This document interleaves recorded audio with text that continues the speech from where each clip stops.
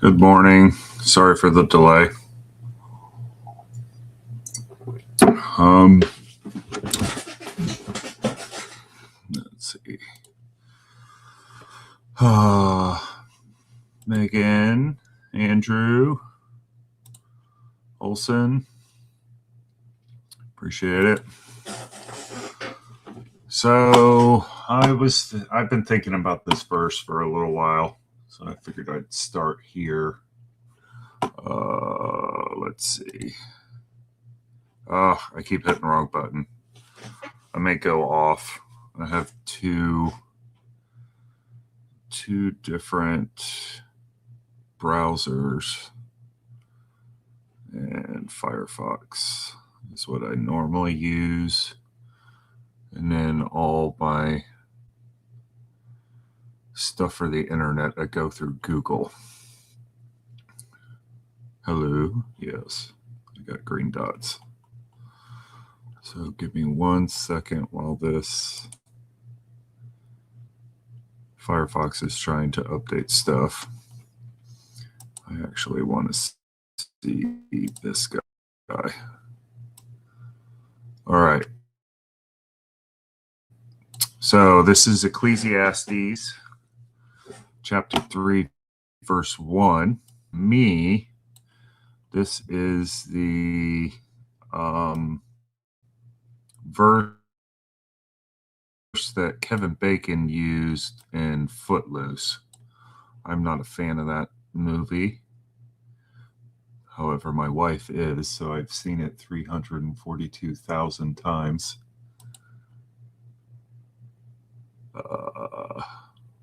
Okay. Oh, come on. Come on. Go away. There we go. All right. For everything, there is a season and a time for every matter under heaven. A time to be plant, a time to pluck up what is planted, a time to kill, a time to heal, a time to break down, and a time to build up, a time to weep, a time to laugh, a time to mourn, and a time to dance. This is where he stops in the movie. Singing and dancing before the Lord.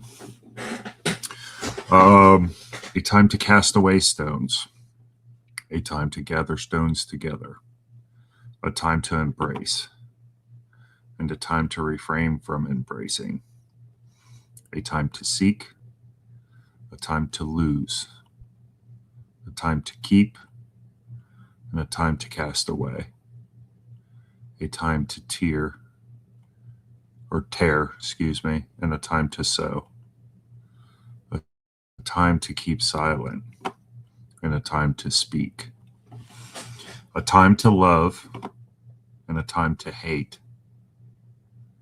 a time for war, and a time for peace. I read this afterwards, but I think it's good just to stick right there. So yeah, I wanted to reread that. All right, we've got some guests. Howdy, boys.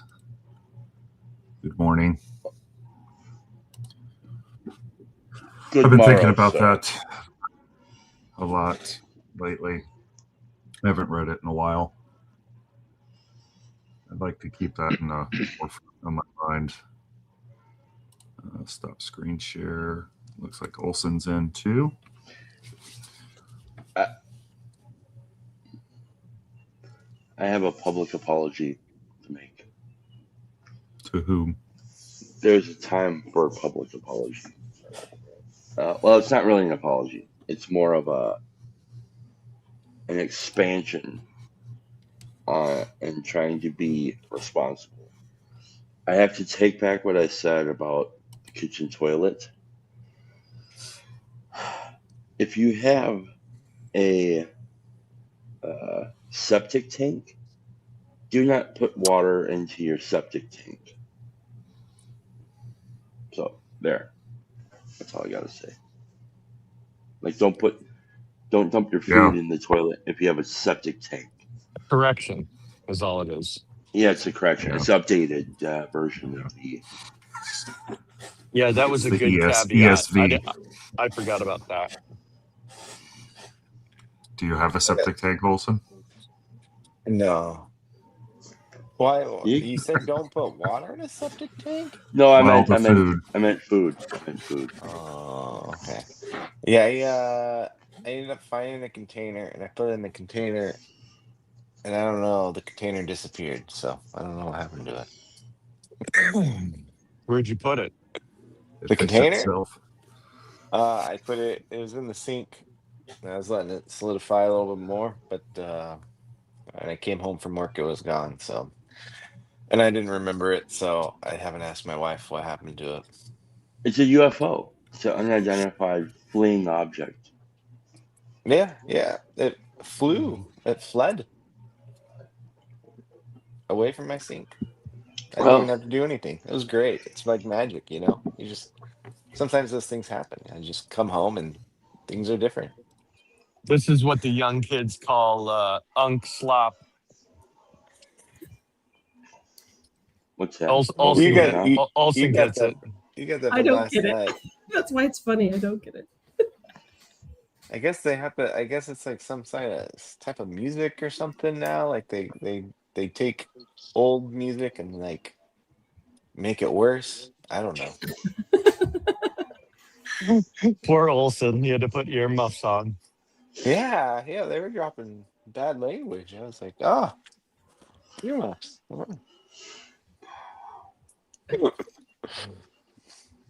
I was on I, whose stream was that on? That was on somebody's stream. Foxman.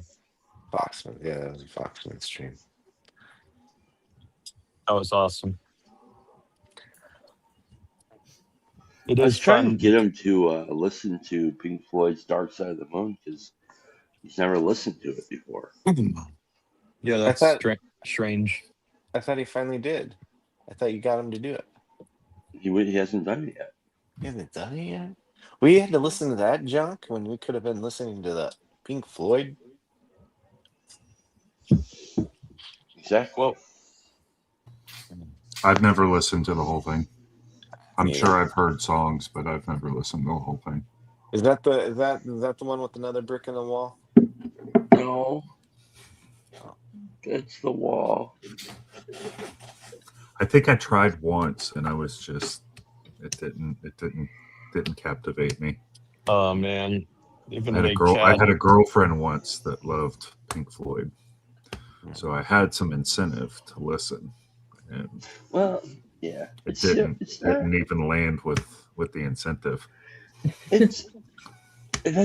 It's interesting to me, but it also doesn't shock me. You know, our friend Jess, we talked about music once, and he's like, "Yeah, Fleetwood Mac and Fleetwood Mac does nothing for me." I'm like, "What?" Like, Oh, that's unfortunate. That's my confession. I've never listened to Fleetwood Mac ever. You probably have and don't realize it. That's the Yeah. weirdest thing. Wait, really? Also, you've Yeah, never I've listened never. to it? Come on, bro. She's got the raspy voice, right? My wife gave me a list of like that she had gotten from somewhere, like off of like anyways, it was like music to slowly enculturate your child with good old music, and it had a ton of Fleetwood Mac on there, and I was like, I don't know any of that. You're not culturated, Probably, I kind of knew, yeah. I'll which admit it. could be good, could be bad. I'll admit it. I grew up. We listened to like my older music was like we did a lot of Beatles, Beach Boys, and Moody Blues, Creedence Clearwater, those guys. So it's that's what interesting that Fleetwood Mac wasn't in that mix. Yeah, But, that's what I was just thinking. I mean, it's not that shocking that they're not. It's not in the mix, but it is a little. So. Yeah. I don't think they were as big in California. What? Yes, they were. That's where they get their bigness from. Is California. This is why we love Olsen so much. Well, there's Just so two you're different. just so you're not alone. Hotel California drives me crazy. That's the Eagles. I That's not know. Fleetwood Mac. That's all not the Fleetwood same. Mac. It's all the same. All this- It must be a East Coast West Coast unk thing, huh? So I mean, my course went from some of those people that he mentioned, and then I jumped into like gangster rap, and then I got Gangster. into like rock stuff. My very first cassette tape was Alabama, though. do you think Roll I like on, Alabama? Roll on, Alabama. Alabama's got some really good stuff. I like Down Home. It's a classic song. I Mhm. like. But see, here's the thing, Scott. Alabama I love when Chad gets serious. is Alabama was a band that whose whole formula is derived out of the Fleetwood Mac Eagles sound. It's like a Western country and Western version of it. Hmm. And then it goes from there to Garth Brooks. And then after Garth Brooks, basically they tried to commercialize that whole country industry by stealing kind of like the California sound, which is Eagles, Fleetwood, California Fleetwood Mac. Because there are two different Fleetwood Macs. You have Fleetwood Mac, the original Fleetwood Mac, which was with Peter Green and then Bob Welch, and they were an English band who eventually brought in Christine McVie, who was John McVie's wife, the bass player. And then after like they went through all these successions of guitar players, then they go to California and they're basically almost done with their career. And they encounter Sound Studios. I can't remember the name of that. Maybe something like that. I can't remember. Yeah. Anyhow, they make this. They meet the producers there, and those guys were working with a couple called an artist called Lindsey Ham or Buckingham Nicks is what it was called, and that which is Lindsey Buckingham, which is a guy, and Stevie Nicks, which is a girl, who are a couple.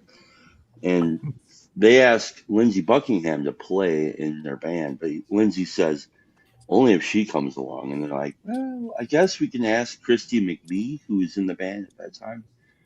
And then they make from there they make the California Fleetwood Mac sound, which is the iconic sound that everybody comes to know. Everybody except Yes, but I mean, it's like it's interesting because you like the hip hop sound, and to me, I wonder is like hip hop is like the unenchanted, propositional, tyrannical sound versus like Fleetwood or like Hotel California, which is like a mythological story sound. Like it doesn't have doesn't have a real linear lyrics, but it does. But they're more mythological, so it's interesting that you're drawn more towards like a concrete, graspable storyline in hip hop versus kind of this other kind of like ethereal, conceptual. Yeah, I felt like I could relate to rap music more. I was growing up in a trailer park. We didn't have got- anything. You got I didn't 99 even have. problems, I huh? didn't even have a radio to listen to my own kind of music until the 90s. yeah, So yeah. that whole 80s genre, my wife loves it. And you reminded me a lot of my wife, the way you went on about the stories of the people. Like, doesn't make my head move when I hear it. That's basically it. And then I tag on to individual lines. Usually I come to like a song because they just got one line that hits me real Can you give deep. me an example? Monsters is like one of the songs that I listen to most recently.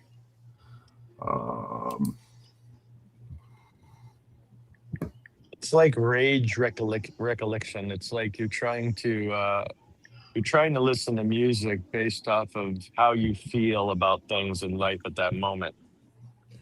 And so like From if your life Shinedown. if your life is all rainbows and butterflies, you're probably going to gravitate to something a little more peaceful. I Yeah, mean, I was just that's thinking about Scott's because I like Scott. I've talked with Scott about stories and different things like this in the past, and Scott, you have a like you're more drawn to like like a like a real framing, not a lot of metaphorical or like mm, anyways, that's what it seems like. There's like, because even like Alabama, right? It's like 18 wheeler. There's nothing really mythological about that song other than the family aspect, I guess. It's like the dad is out.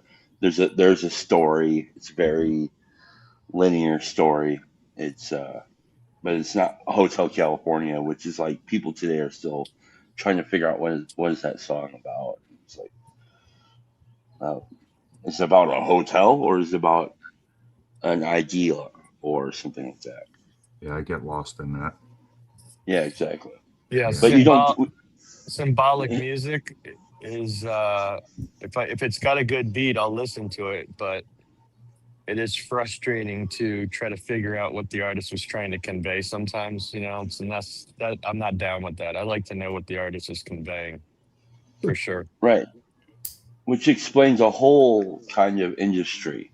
Uh, like basically country music in the last 15, 20, 30 years is exactly that. It's exactly straightforward.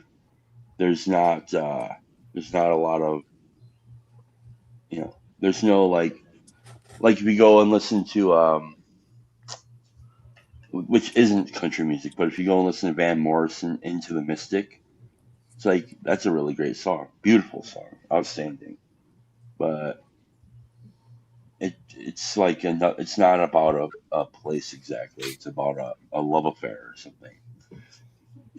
But then you have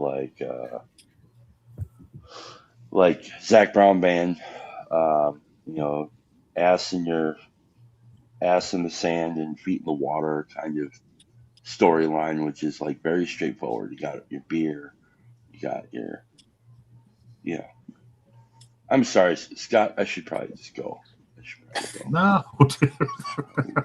Wait for Olson. Olson was waiting patiently. Yeah, He's got wait, something to add. point of Oh, clarification. Modern country, where's my country is not country at all. It is 90s adult alternative music, right? You listen to them and like old Counting Crows, right? There's no difference, right, between that except one voice has a twang to it and the other voice sounds like a gravelly Californian, right? And so it's not like the Nashvilleification of country music is, I don't know, probably for the better, but I don't know. It's not country music, right? You listen to that, and then you listen to like Marty Robbins and stuff, or George Strait. George Strait. That whole thing, right? George Strait and Garth Brooks and those guys, that whole genre, that was like the beginning. That was like the on ramp to Yeah, adult alternative, you know? yeah. Come on, go easy with George Strait. He was out for a long time, Yeah, he was out. My maybe brother towards was a the end. big George Strait fan. I got nothing but respect. But yeah, it's not country. Like, talk about telling stories and mythological stories. I love playing like Big John for Marty Robbins to my son. Like, then down at the end of this pit lies a big man, Big John. Like that. Like, you're telling stories there. That's good stuff. That's good country music. Anyways, I my coffee's brewing. All right, are you a realist or are you a enchantist? B, which kind of music do you prefer? The metaphorical music or the I mean, I feel like I just love all music. It really depends on like what I'm doing. My parents, like my dad just listened to straight 80s growing up. So like I feel like I know every word to every 80s song that was on the radio like in the 90s. So like that that's what I feel like I grew up on. But like my mom, when people used to actually listen to the like radios and like morning shows when they would go to work or whatever, I would listen to like whatever was on the like pop radio station, like with my mom. So I knew all the like new ear crack type of music that like just had a good beat and didn't really matter what was being said. Um, and then I was like an athlete. And so like I would listen to the most crass, hardcore, angry rap before I would play my game or like swim my event or whatever. So I feel like I kind of loved all of it. But I think the things like the songs that are like more, I don't know, like acoustic or like soft rock type of stuff, or like, I don't know, like Landslide by Fleetwood Mac has been my transition song for like every phase of my life, where it's like I could listen to that song right now and probably start crying like on screen. So like stuff like that, I really like to listen to. Um, but I don't know, or like even like the Beatles, like every single line in a Beatles song is like a metaphor that you could go on for 2 hours talking about. So like, yeah, I like it all. I like all of it. Give me it all. So back to like what the time thing, a time for thing. This is like how I used to use music, just like what B's talking about. I would literally, like, if I knew I needed to be jacked up about something, it would be like Enter Sandman, Metallica, or it would be if I needed to be inspired, it would be like Lose Yourself with Eminem, or so like I would try to evoke the emotion and the mood that I feel I needed. And this is why this is why I don't really listen to much music anymore, because I feel like I don't like the manipulation, It manipulates you. Yeah, yeah, yeah. and I don't like utilizing those things for those purposes. And this is kind of why I'm such a Nazi when it comes to church music. It's like, so like I'll bust the chops of the worship leader. I'm like, he'll say something like, I can't play that song because it's too long. I'm like, well, God forbid you have to cut a song. It's a good song. Just play it. Who cares? You're worried about getting your 3 songs in. You know what I mean? I'm like, so like I get to be like I'm a goofball when it comes to music. But That's I recognize there's a time for, you know, but how many times did you guys listen at, like what Scott said, where it was just maybe a hook line or a beat that you were attracted to? And then years later, you start listening to the song and you're like, damn, what were they talking about? Like, I don't agree with any of that. let's play that good worship music, worship leader boy. Listen, we've had it out. He just had the podcast where his mind was exploding because our pastor's been trying to resurrect the Psalms and singing the Psalms more and putting them to music. And because he's got a musical ear, he's like, no, it doesn't. I just don't like, the lyrics. And the other pastor looks at him and goes, you mean you don't like God's word? It was like he had to like process what he was just saying and what his argument was and why it didn't jive, you know? And so, but then there was people in the chat that were like, so what about these people that make money, and do good things with their ministry with Christian music? And I'm like, it's not like people have to stop listening to that type of music. I'm just talking about worship here. We're talking about singing the Psalms to God. We're not talking about Hillsong music in church. You want to listen to that, listen to it in your car. We're trying to worship God. I'm not saying you worship God with that type of music either,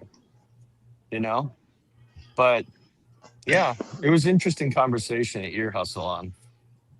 And I think that you can worship God listening to Hotel California, if I'm 100% honest.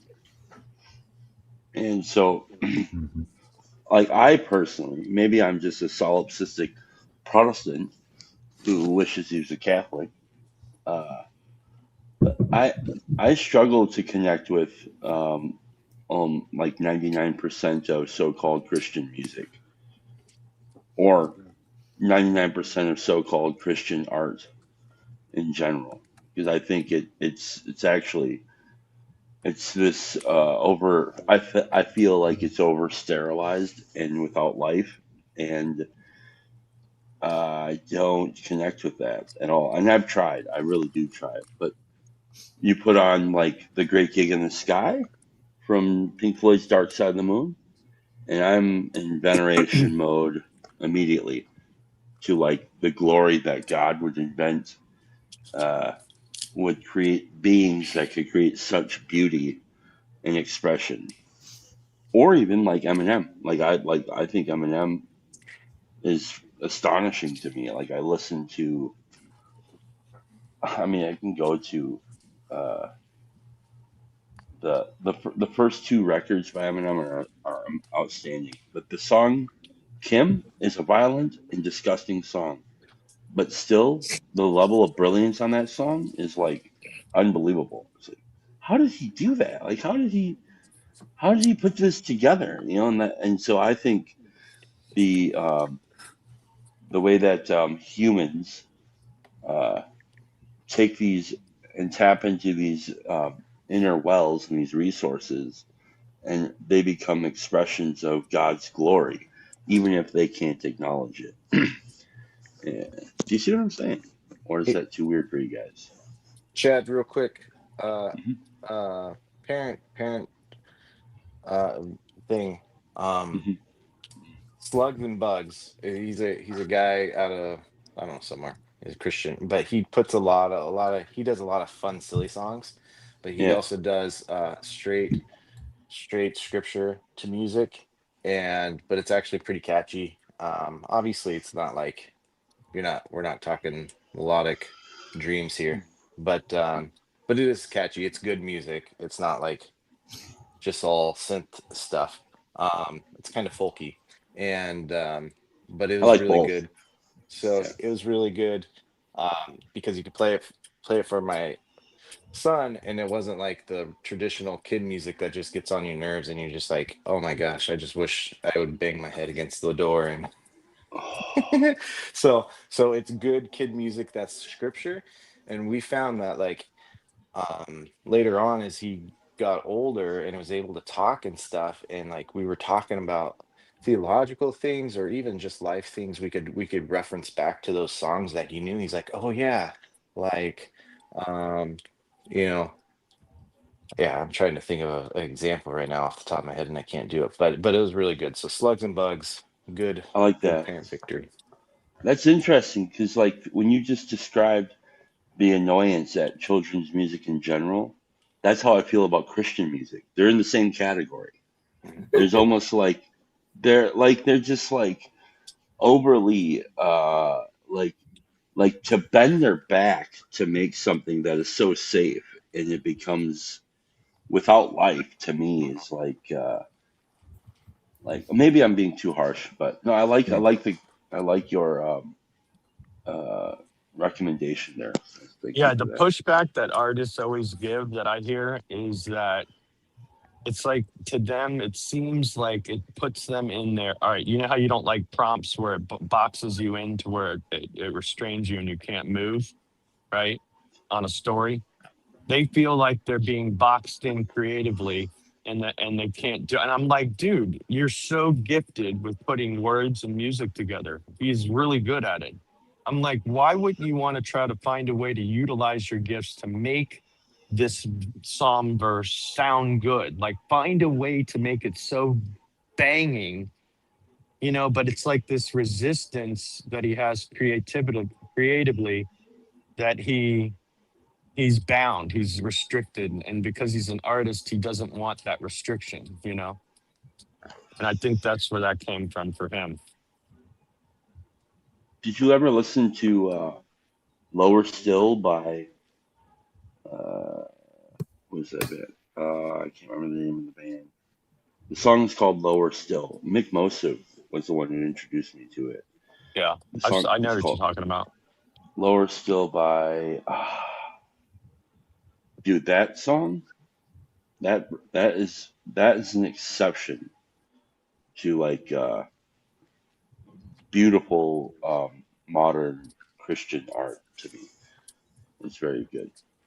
I can't remember the band name though. Epic, My Epic. That's the band. Yeah. Chris Cornell is probably the most influential. He was on Soundgarden and Radiohead and somebody Not else. Radiohead. Temple of the Dog.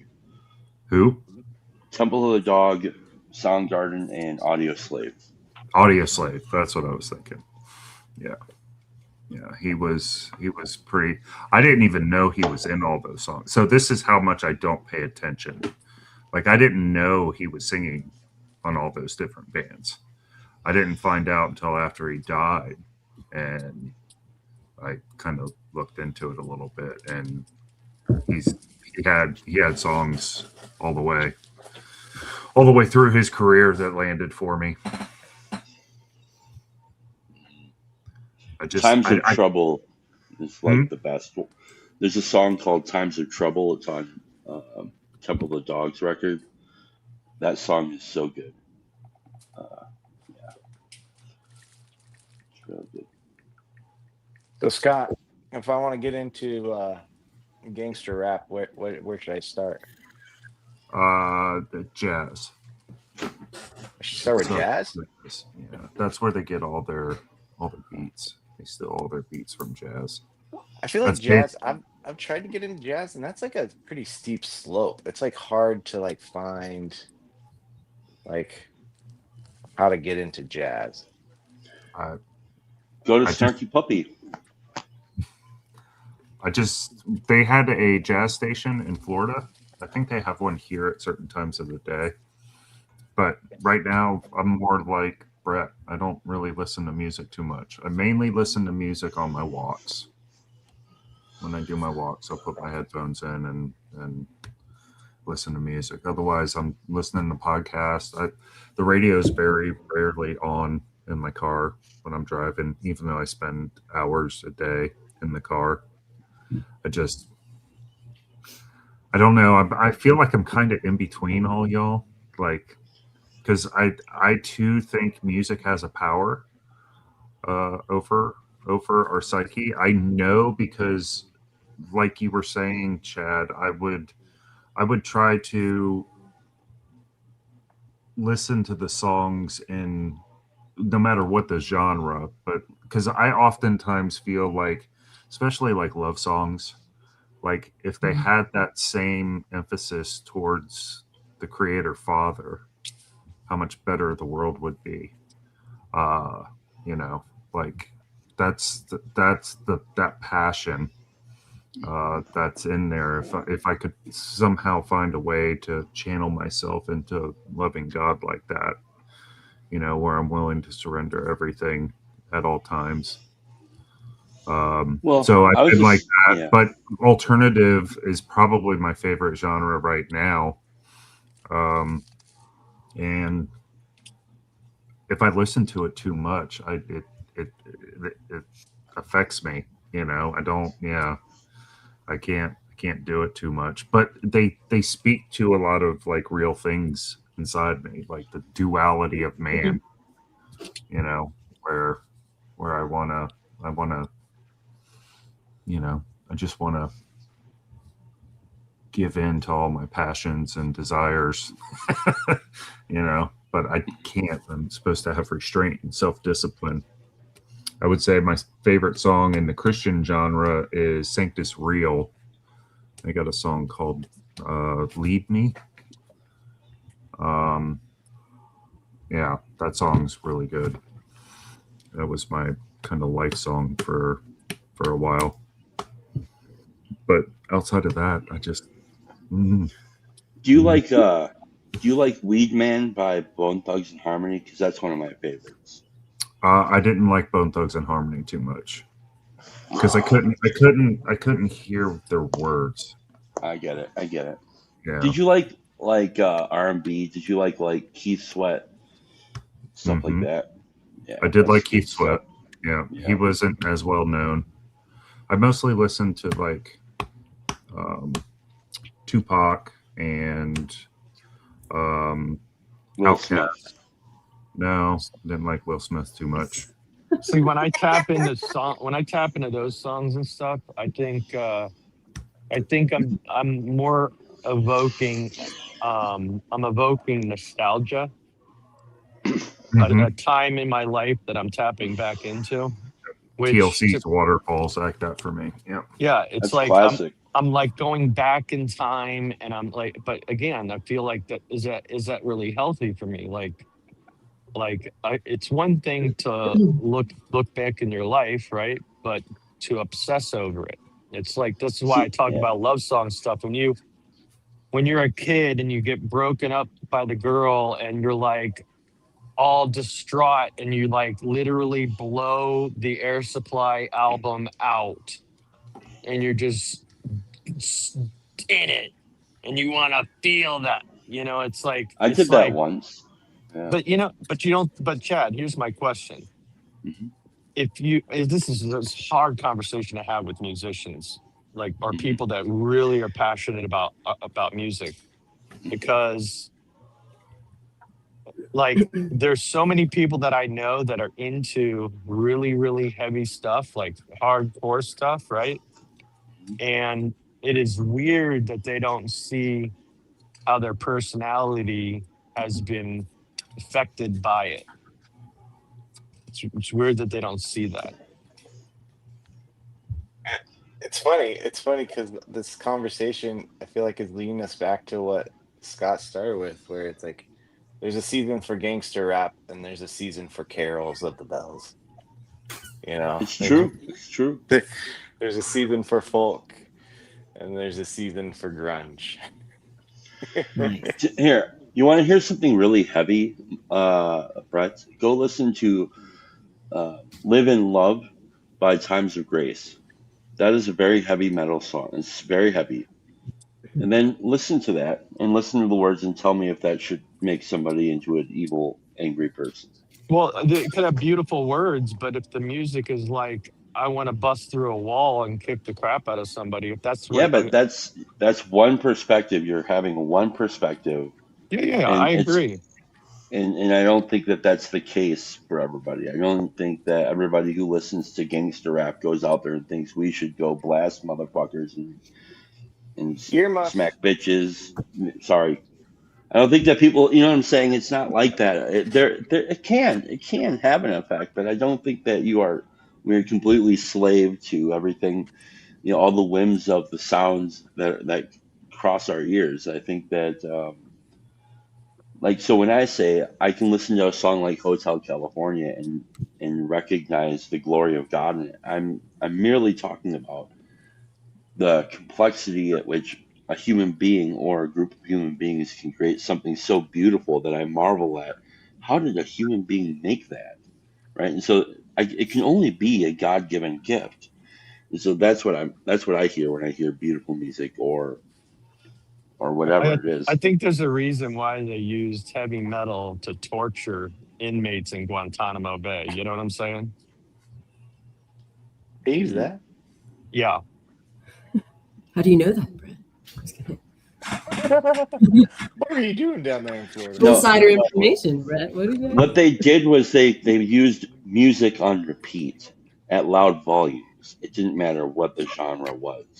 Could I ask for you guys, like, what's the difference between like what we read or watch in the news or talk about in conversation versus like the music we're talking about? Like, why is the music manipulative and scripture not, or conversations not, or little TikTok reels not? I mean, that has music, I think, in it, but like, I feel like we're making a distinction here of like music being like this, but I'm like, oh, this is. I feel like I see this in all of the Yeah, things that I we guess the inject. difference is I don't want to trust Britney Spears. I'd rather trust Christ's words. That's the fundamental difference when it comes to scripture versus an artist making art.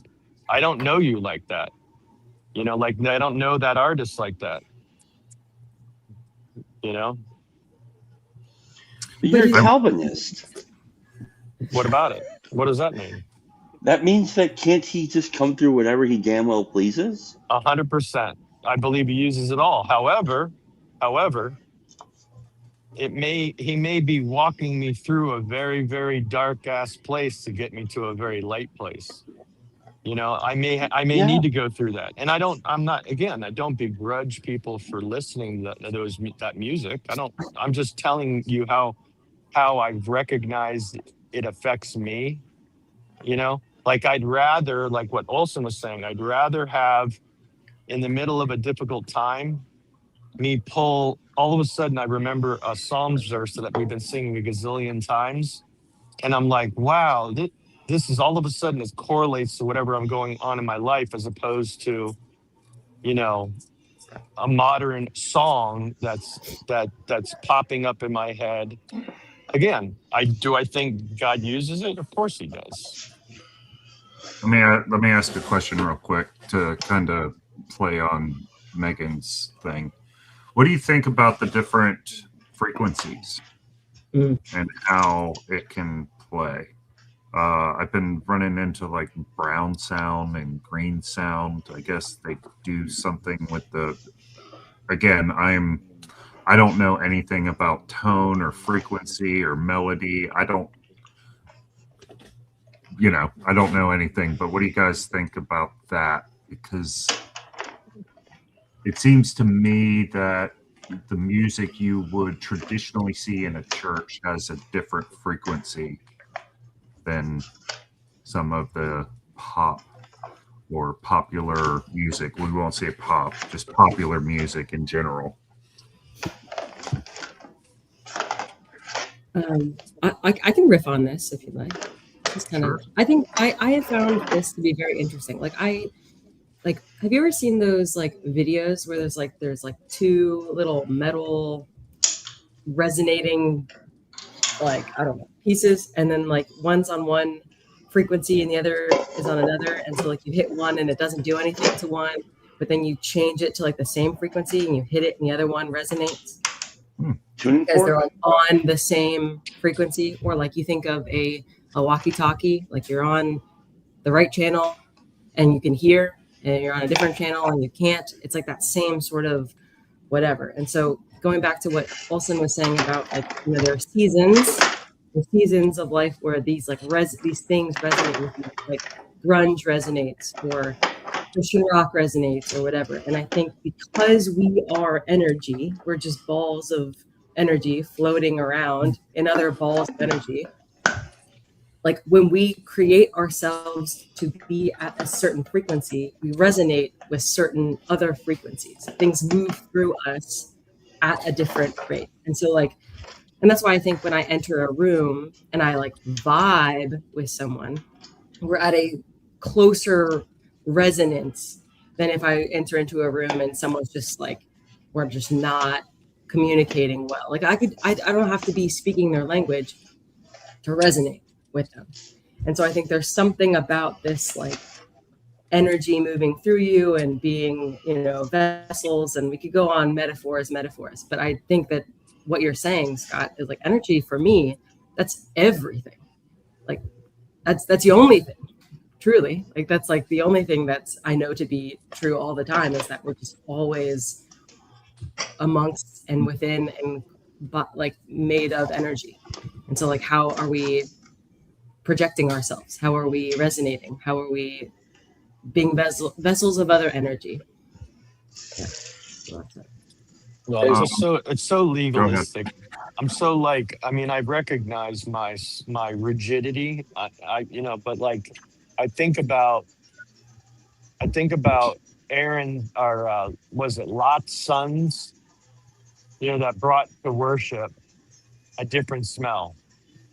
A different fragrance, and God smoked them. it was like there is a time for this and a time for that, but it's like what am I trying to evoke, and when am I trying to do that? So I see what you're saying 100%. I think that we can commune around Hotel California, around a campfire, something like that. But I think there's something to that part of it, it's not worship wars all over again. It's just, the time, like the time to do that, things are, to see the times and when you're doing what you're doing and why you're doing it, I think is pretty important. The motivation for why you're doing it. Can I go? Can I go back to B's question 2 questions ago? Um, so I agree with her that all like right, all communication is some form of right. Either there's stuff going on in our brains, and we're getting new information and stuff. I think a lot of TLC conversations about that. But I think the difference that music has and why that's on kind of a different category, I'd put certain types of poetry in the same category, is because music often will have certain rhythm or new pneumatic devices that allow our brains to more easily memorize and recall them. And again, as we've alluded to multiple times, there's also pneumatic and rhythmic devices that um, evoke different heart rhythms and things like that within ourselves. Um, and so that's why it matters, because it's like it's not just words, it's not just operating at a word level, it's operating at a subconscious um level of recall and memory. They talk about people who've had dementia and stuff, Hmm. and they're really really far along that road, but then they'll start playing music, and that has been so the brain has been able to grasp onto that so well, and has integrated it so well that they come out of themselves, and you'll have like ballet players, dancers. There's stories of, dancing ballet when they can't even remember their name, um, that they did when they were 12 years old, and so there's pneumatic and rhythmic devices that get into our heads more than other forms. Now, you'd say TikTok videos and stuff. I think those have attention capture greater than music and poetry, but I think in terms of longevity and stick to itiveness in people's brains, I think I would argue that the music and poetry will last longer than if they keep seeing a TikTok video multiple times. I don't know. I don't have science to prove that one up. And then to cap it all off, you guys were reminding me of the great Audio Adrenaline song, Two House Plants, classic, and take two house plants and put them to the test. Mm-hmm. Audio Adrenaline was a late 90s, early aughts Christian rock band. And so I sing to my plants. I sing to my plants. there you go. Well, I mean, I think that 100% Olson. I was thinking about what come to mind for me is uh, Bo Burnham's "Welcome to the Internet," Oh, that song, and how like it is true that there are theatrical uses for frequencies in music, and because there are things that the artist is trying to do, or the creator of the song, whatever, is trying to do to bring you into a particular space, or a conscious space as it relates to the music. And that was like a really stark example for me because I didn't know really much of Bo Burnham. And when that was I was with Anne. Anne and I went to visit her brother and their family, and the kids were asleep, and we're watching this comedy special on Netflix or whatever, and this is funny, this is funny, and then all of a sudden that song, and there was a point in that song where that went from this is funny to oh my god, this is like a complete different level of like of uh, art here, and it was like my goodness, and so it played with all those different kinds of tricks, I guess. But and then there's like so okay. Not only is it just like arbitrarily is there music out there that sounds a particular way with particular lyrics and stuff like that, and there's also the person that's listening to it. So there's a context that happens between the artist and the listener, and so like if like in Scott's case where he's talking about he didn't connect with Hotel California, right? So he has a particular context about whatever that is built in his mind about what that is, so it deflects him from being able to connect with it, whereas he can maybe go connect with, you know, with some Tupac for whatever reason. And so there is it's not just music or movie or poetry off in the distance, sitting there emanating, like arbitrary meaning to the world. There's like the people that are connecting with it that help to provide the meaning for it and give the meaning life to it. So um, I think like this is why like when I go to when like when I've gone to churches that have like the contemporary Christian sound, like I just don't connect with it, and I desperately want to, but I just look around and I mean I think part of it is like my past experience with Christian people. I think shaped how I heard the music. So I just saw something that was completely phony and theatrical and not real. And so I don't know. Whereas, yeah, I don't know. I think there's something to do with all that stuff. Uh, yeah, I should go though. Why do I keep coming back on here?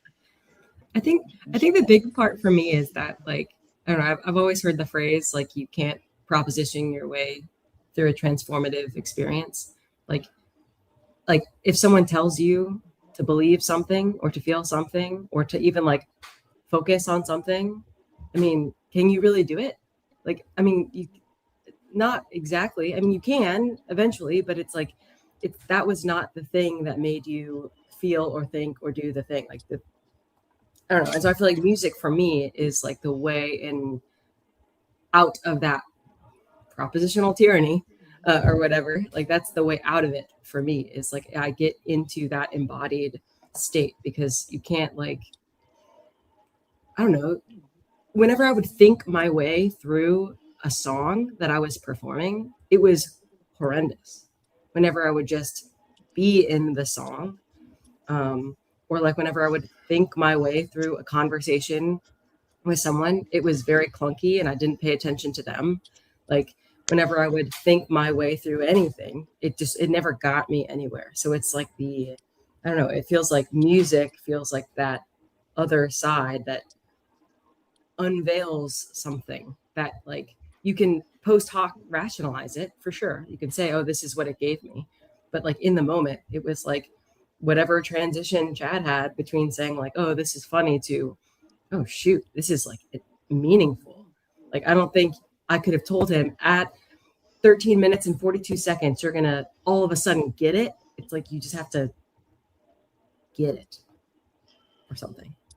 Yeah, I've also had two where like I didn't like a song at all or a band at all, but then if I watch like a documentary about them, then I can all of a sudden connect with the band with the music a lot more. And so I've had where like Rich Mullins is a good example. He is a Christian artist who ended up who was pretty big in the 90s, I guess, who eventually passed away. Terrible vocalist, I think. Just not a great singer, right? It's just songs are a little cheeky. They're a little meh. But when I actually like watched a documentary about the man, I loved his music. Like so, there was something that, and so maybe yeah, maybe that has that there's to bring in Luke's personalism. Maybe there's something to do with that where I can connect better with the music if I know a little bit about these people. And yeah, and Yeah. so to Brett's point, we're manipulated and all that stuff, and you want to protect yourself from that. But I'm a gunslinger. I like being on the edge of what he's trying to show me. I guess. Can I get the fuck out of here? I'll just say one more thing. Like I think it kind of relates to like a little bit of the neuroscience that Olson was uh, pointing out. Like when you meet somebody, you biologically are different. Like the map of the world is slightly different because you met something, you saw something brand spanking new. Like you are changed in your neurology in some way. And so then like once you have these like experiences of knowing or trusting someone, again, you are being changed by that. The way that you're encountering the world then also changes. And so when you have these like little mini changes of no, now I know Brett. Oh, now when he says something, I hear it differently. Like it sounds to me different because I am changed by what I know of Brett. And so I think that's while it's very manipulative because you do literally change, it's also like, I don't know, how the world opens itself up to you. So I think it's incredibly powerful. But I do too, but I'd like to maybe come to Brett's side here a little bit because I noticed that both you and Chad, you got experience with playing music. I don't have that experience. I don't understand the structures. I don't understand kind of what you're trying to do in the act of actually playing the music. So, because of that naivety that I have, I feel that I am much more easily manipulated because I don't know what I don't know. It's kind of like I learned real young about the different ways to convince in an argument and then how that was then related to sales, right? So I can much more easily spot the BS when I'm trying to be sold something. And so I have some guardrails. When it comes to music, I don't have those guardrails. I'm just basically walking by faith. And so all I have to go on is how I am. We won't even say manipulated. We'll use your just most recent language here, in that I'm changed. I noticed that change in myself and that it's not good for certain different types of music. And so because I don't have, you know what I mean, all that knowledge to help me stay back. And because of that, then too, I also think that certain places call for certain music, like for instance, the church, because there are people that don't have those roadblocks. It seems more appropriate to have a more reverend, time-tested type of scenario there. That, you know, not to say that again you can't find something spiritual in listening to whatever kind of song. Would you say that like people talking is like, I know it's different than people singing, but like that there's some sort of influential resonance in someone talking? Because I think I for use it all the me, time like as a if nurse. I was in your situation of being, I feel like I've been called naive a lot of my life because of the fact that I don't have the knowledge of that sales manipulation that I feel like you seem to like. Oh, I'm not ever going to get tricked by people because I get it. I get the stanzas. I get the tonality or whatever. When I listen to music, I'm like, oh, I get it. When I listen to someone talking to me, I can't tell that they're trying to manipulate me the way that it seems like you are able to.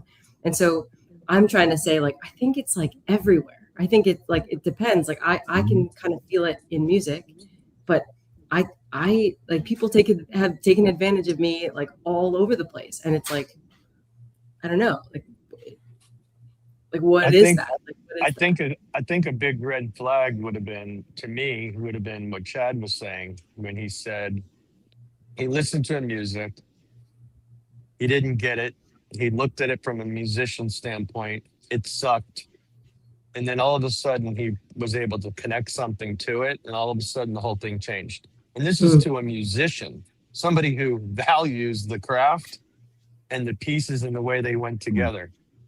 So I don't know. I just think that's very interesting how the entire song and what it meant changed based off of background, more information, you know? So, like, what information is being delivered?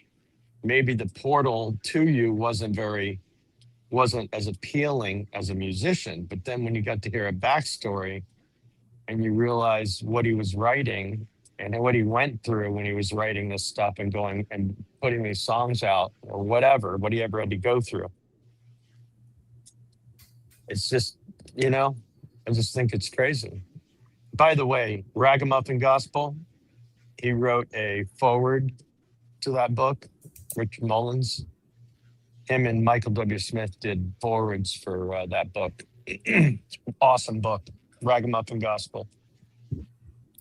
You've shared that with me before. You know? Yeah, I still haven't listened. Sorry.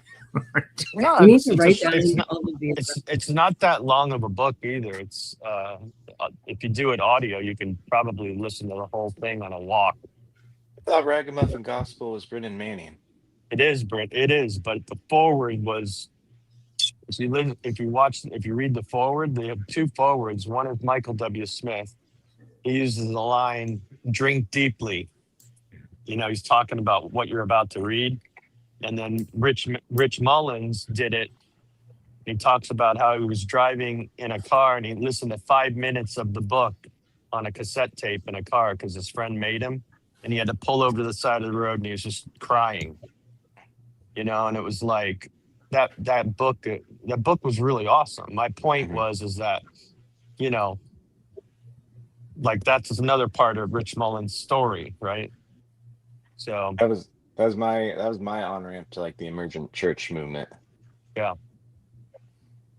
yeah, there's parts of, I mean, the whole thing about the Ragamuffin Gospel is good for the person that thinks they have to be so legalistic or they have to do it right. But once you're, you know, this is the thing that I struggle with the most. It's like, it's great when you're a baby Christian and you're drinking the milk and it's like, wow, I'm getting so much calcium. This is like amazing. I'm really, but now it's like, okay, I want some meat. I want a little bit more substance to the intentionality that I'm putting forth in my walk. So like you're reading scripture deeper than just the feeling. Again, nothing wrong with the feeling. It's going to evoke feelings, right? Mm-hmm.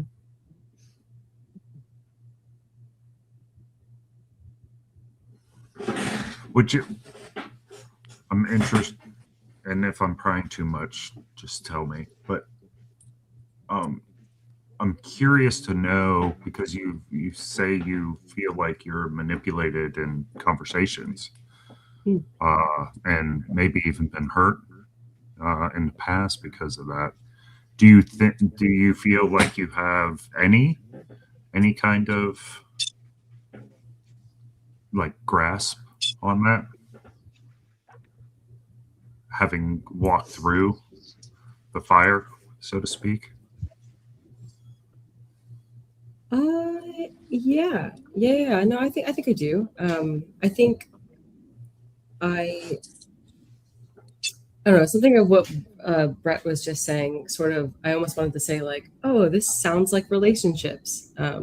and I can't remember exactly what the thread was, but I think it's sort of relating to this, where it's like, I think I tend, or I used to in the past, I probably still do to a large extent, like would sort of come into it assuming trust for everybody that I'm talking to. And so that like little diagram that Brett has of like, you can only whatever rely on someone as much as you can trust them or whatever, know them, all that kind of stuff. Like I feel like I sort of had this like baseline of just everyone is in good faith doing good things. Like no one's trying to manipulate me. So I never like took a stance of there was a potential of that happening. I don't, I think I also just didn't want to live my life like assuming that everyone was trying to get theirs all the time. Because I just feel like that makes for a very like, I don't know, sad life to have a conversation with like your guard up all the time. And so, but I do feel like I have more of a discernment now of like what I do and don't share about myself. This is a weird space though. I will say I've shared a lot about myself to people that I'm like, well, like, do we know each other? I don't know. I feel like I trust and know you guys pretty well, which is so funny to me. It's like I don't want to go down that slippery slope again, but I feel like I at least now have like a discernment there of what I want to give of myself in certain situations now. And so I'm more focusing on what I want to give versus like what I'm trying to get from someone else. Like I'm just here only focusing on myself, which sounds selfish, but I also think that's the best way to do it, because I can never predict what you are going to give to me. Like I'm not waiting for that. I'm just presenting what I have on my end, if that makes any sense. Mm-hmm. Where you going? Okay. Thank you, gentlemen and ladies. Yeah, we're running a little over. I saw Chris in the chat or a little earlier. Yeah, it is exhausting because that's kind of how I run my program. I don't trust. So I'm always running it through the filters. I don't know if it's a product of where I came from or always seeming as though the floor tends to let loose when you least expect it or need it to. That I'm always on guard. I think too, having had a responsibility to people, it forces me to not be as trusting because it's not just on me. If I can avoid being strung up on a tree, then I probably should, because then I can keep doing the thing. But yeah, I do think manipulation is everywhere. I really do. Be ye not deceived. How many times did he say that? All right. You guys want to keep going? Yes, yeah. You feel free, but I'm gonna get going. I'm driving up to Illinois, the great state of Illinois. Do paperwork. 5 hours. 5 hours there, 5 hours back, 10 hours total. Oh my word. A good album you're gonna play the whole time. I got some. You should listen to some Fleetwood Mac on the way. How about that? Got some PVK. I'll send you some songs. I don't have a way to play them other than like CDs, so. Oh. Highway to Hell. I watched. What was that movie where they like Final Destination? Although then they make like 10 of them, so I was like, well, the first one wasn't so final, was it? Yeah, if John Denver comes on, you need to park the car for a minute. Oh, this gives me the creeps. So the reason why I don't like this song is in the bar that I worked, there there was somebody that had the same mentality. They wanted to get all their money's worth. So they would play that song over and over and over and over and over again. And yeah, it's gone. It's gone for me. I finally got the idea back in my head of what Brett was saying. Okay. So I think at first I was sort of confused as to what you meant by all this manipulation of like music and stuff. And then I thought about my, naiveness and naivety or whatever it is, and how I feel like I've always like overcome by emotions, and I thought that was normal, like just how I was overcome by music, and I was like, oh, this is like you're supposed to be pulled in every direction whenever you're like listening to something. And then I thought again to like the whole nervous system thing and how like when you're just flowing with someone or when it makes sense, it's actually pretty like a restful thing. Like it's not like a high impact on your nervous system. It's like a flowing thing. And so I think what I'm realizing is that in my life, when I'm being pulled by something, that's actually like less healthy, it seems than like a regulated, it's just, I don't know, uh, like at more of like a relaxing state. And I think music can bring you into these like big extremes. I think toxic relationships can bring you into these like big extremes. I think like improper communication can bring you into these like big extremes. And I think I thought that's what you were supposed to be doing, is feeling those big extremes. But maybe it's not that. Maybe it is the like when you trust someone, you're not, on edge the whole time, right? Like you're not feeling fear or feeling incredible excitement necessarily either. You're just sort of calm.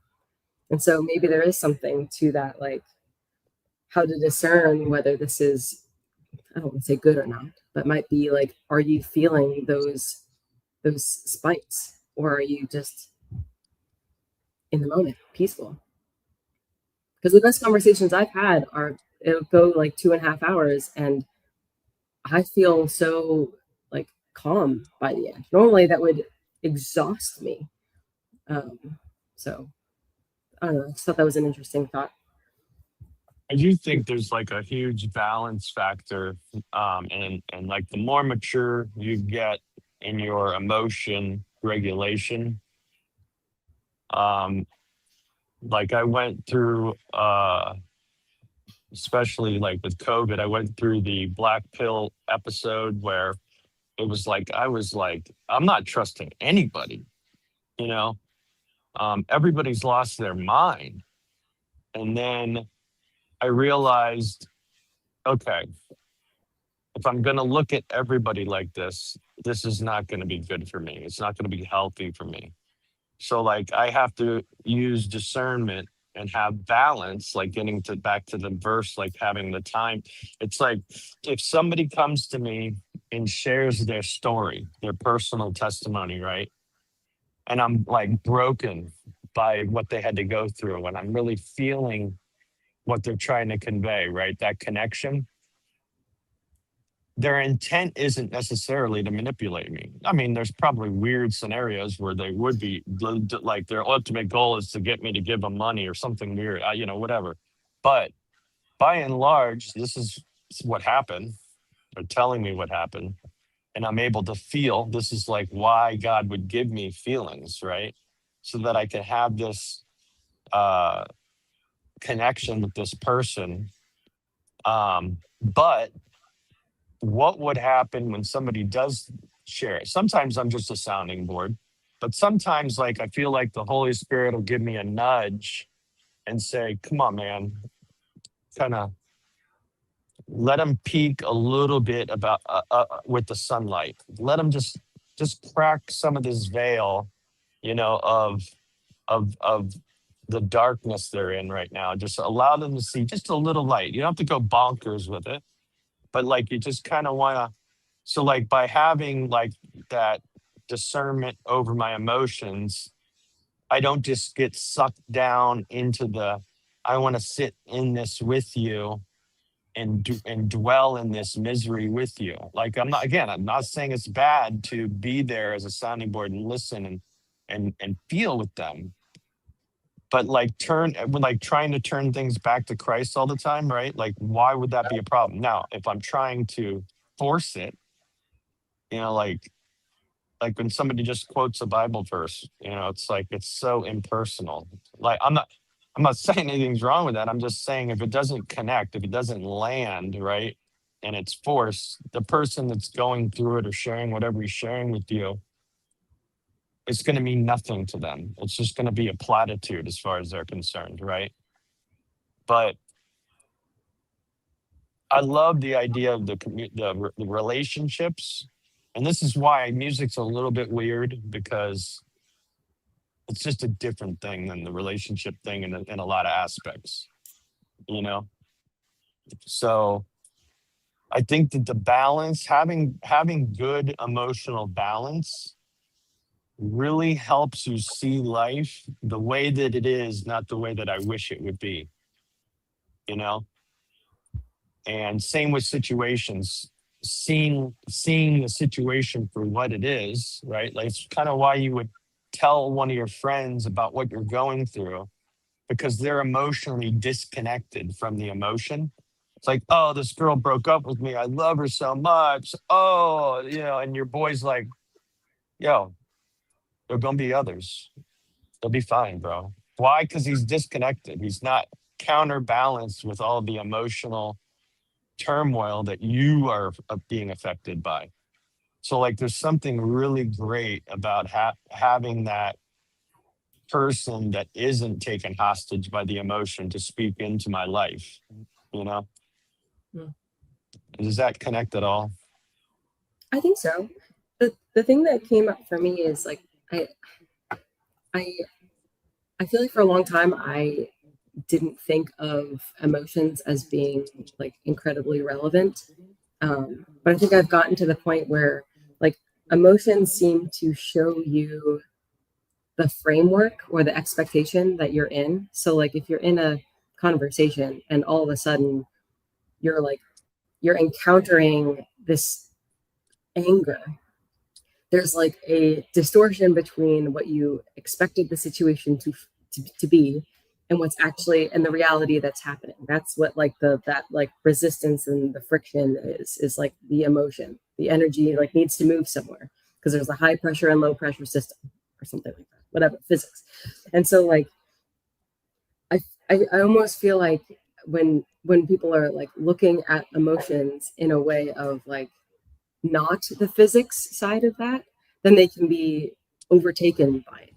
Like they can become it. But I think it's just like the movement of the energy of the world. And so it's more like, oh, I don't want to look at necessarily the emotion, but it's like, oh, what expectation did I have on the world or this conversation or where am I being pulled to that's like different than where I was before.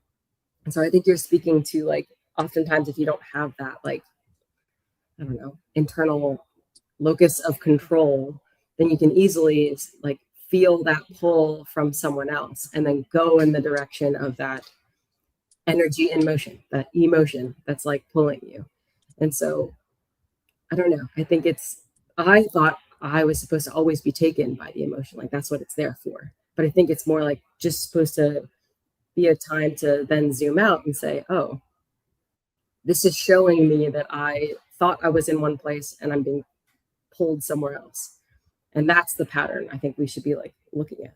But that's hard to do because when you're in it, it's like you're just being pulled by it or something like that. I don't know if any of that made sense, but the physics brain of me made sense of that. Yeah.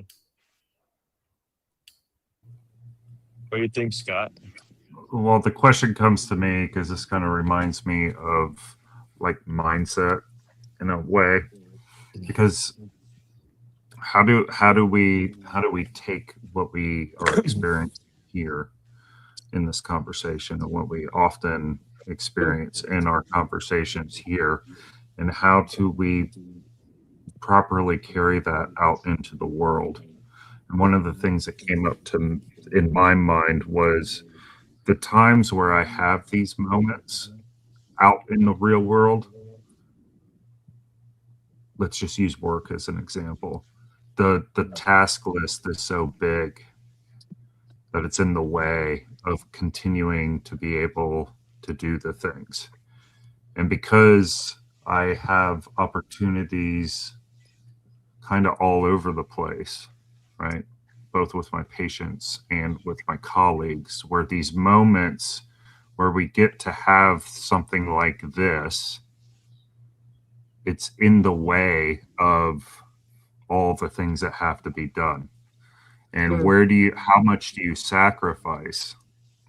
So this is the question, and this is usually what drives me to frustration, is because I know this is more important, but everything in the policies and procedures and how we keep the whole thing going, I have to do the other stuff. So how do it's difficult, right? Because I don't know, maybe I have an experience of that just because by the nature of what I do, that I'm not able to not even properly. I'm able to touch this in those places, but I really can't or haven't really experienced a lot of this out there. And I think that's primarily because, and it'd be interesting to see if I'm like out in the real world more than just work, if I can recreate this in my other relationships. What do you mean this? Like this type of TLC. conversing? What we're doing, Okay. like you Yeah. said, like these conversations, and the flow of it and the energy of it, and being able to spread that right out in the world in real life. That's kind of what I'm thinking. And usually the emotion comes in when I can't do this, or it's somehow impeded, because deep down I think this is way more important. And doing this in a patient's room, or with a colleague who's stressed out, or Do you think it's more important because it feels more comfortable, or do you think no, it's I think okay? it's more impactful. I think this is how you transform lives. That's a great. You know I what I do. was You know what I was thinking about. Your career is interesting because it's a necessity, right? Similar to how the church is a necessity. Um, so like I had so I come from. I'm going to be talking to Ian today, and I was thinking to myself how I transitioned from an alcoholic and focusing on the alcoholism, right, and drug addiction and all that goes with that. And then I saw I need to grow in this other place. And so I started going to Al Anon meetings, right? Which predominantly had to do with the struggle of codependency, like people that would allow the alcoholic to basically run roughshod, and they would just be like, and so, and I used to think it was just them complaining about me, or the alcoholic, but really what it was is they had their own issue, which was very selfish, of controlling the alcoholic, you know? So, like, why? So they were so uncomfortable that they were deliberately trying to do life for them where they couldn't do life because they didn't like the way it made them feel, which Yeah. was, it's like, talk about a healthy perspective, right? So then I said to one of my buddies we were in doing church, but we were in recovery. And I said, so, like, how does a church operate without codependence? I mean, because there's tons of people that literally do things more for other people than they do for themselves in church. And I would argue to an unhealthy level where their own life is having struggles. Like, how do you discern that being good or not? And it's like, he's like, churches couldn't operate without codependence. God clearly uses them, but you hope that at some point that person would realize that they're running around putting oxygen masks on other people while they're dying. And how many more oxygen masks can you put on other people if you actually did take some uh, time for yourself so that you can, do what you need to do? So, like with the hospital field, it's like, man, to have a heart and a compassion for helping people, right? It's like this is such a weird sphere. Like, talk about having such maturity emotionally, spiritually, to be able to be in those spheres, stay professional, know when it's acceptable to cross a line, like on an intimate level. I mean, the discernment that you'd have to have is incomprehensible to me. So I I really admire and respect the difficulty of that environment and what is required, right? And having, because you may not even realize, but you probably have a significant amount of balance in that sphere. And that probably seems to me like that's the reason, like when I'm at church and I'm encountering these others, kind of like the real life thing you're talking about, Scott. It's like, okay, work is one thing, right? TLC is another, right? And then, like, when I'm at church, I'm encountering people and I'm encountering the messiness of people. Like, there's character defects, whether they're codependent, whether they're alcoholic, whether they're the sinners are sinners, man. And we're all here trying to figure something out here together, right? And so it's like me having some compassion for where someone is at, wherever they're at. It can be very difficult, you know? Like when I see two brothers get into a disagreement at church to the point where one stopped serving in a ministry because they took offense. It breaks my heart. It's like, come on, man, you have to realize they're just as broken as you are. Yeah, they cussed you out, and that's not Christian like, but they just pushed you out of a ministry that, or you allowed them to push you out of a ministry instead of leaning into the uncomfortability of your relationship with that person and trying to figure out how can I forgive them and still work with them and love on them, even though they're hostile, even though they're acting like this. Like, try to rise above it and work on the relationship. You look at your husband and wife dynamic, right? The whole thing is it's compromise, right? I mean, she's putting up with you, you're putting up with her. And what I mean by putting up with, it's the things that irk you, right? Like, God, why couldn't she do this different? And things that you irk her. Oh, why couldn't he just do this thing different? But you have this compassion that you give each other. And it's like you're allowing, this, it's like a back and forth thing, right? And the more you love each other, the more you're willing to uh, um, make allowances for certain things, right? Does that make any sense? Yeah, I I kind would of say, went all over. yeah. Go ahead, Megan. Oh, So you're I was taking just, notes. yeah, I feel like I've heard the phrase codependency so many times that like words for me, like all of a sudden, once you use them enough times, all of a sudden they just like don't mean anything anymore. And like, I think we often use things as like purely good and purely bad in society a lot. And I think codependency for me has been really loaded on like bad, no, get away from that. And so I was looking up like what it means. And I think like for me, it seems like codependency is not to say only bad, but only bad when it's in a system of like, I don't know, paired with narcissism or paired with some sort of parasitic stance or paired with this like loss of identity or in a system that like makes it impossible to be altruistic. Like, I think that's why I think being the type of healthcare professional that you are, Scott, is so difficult because has to exist within a system that doesn't allow for like full flow. Like there is not as much nuance as would be needed to have a properly healthy codependent relationship. Like giving of yourself. Same with like the church. Like anything you do can be good until all of a sudden it's evil, right? Like it's like at some point it like makes that flip on itself, and you do it too much and it's now bad.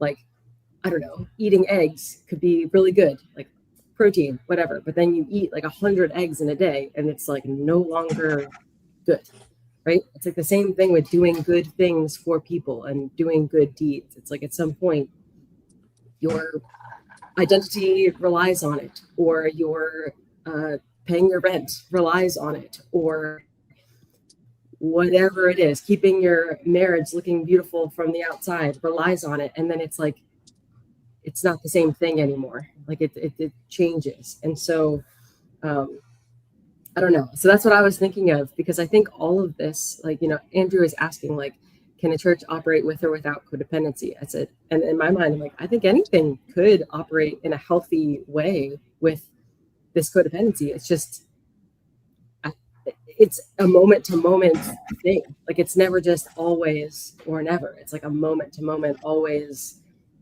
A time, a season Yeah, for everything. yeah. And so like, I'm sure there are certain times where you're like in a room with a patient and you can be so altruistic and just be giving, and you feel like you're actually receiving while giving.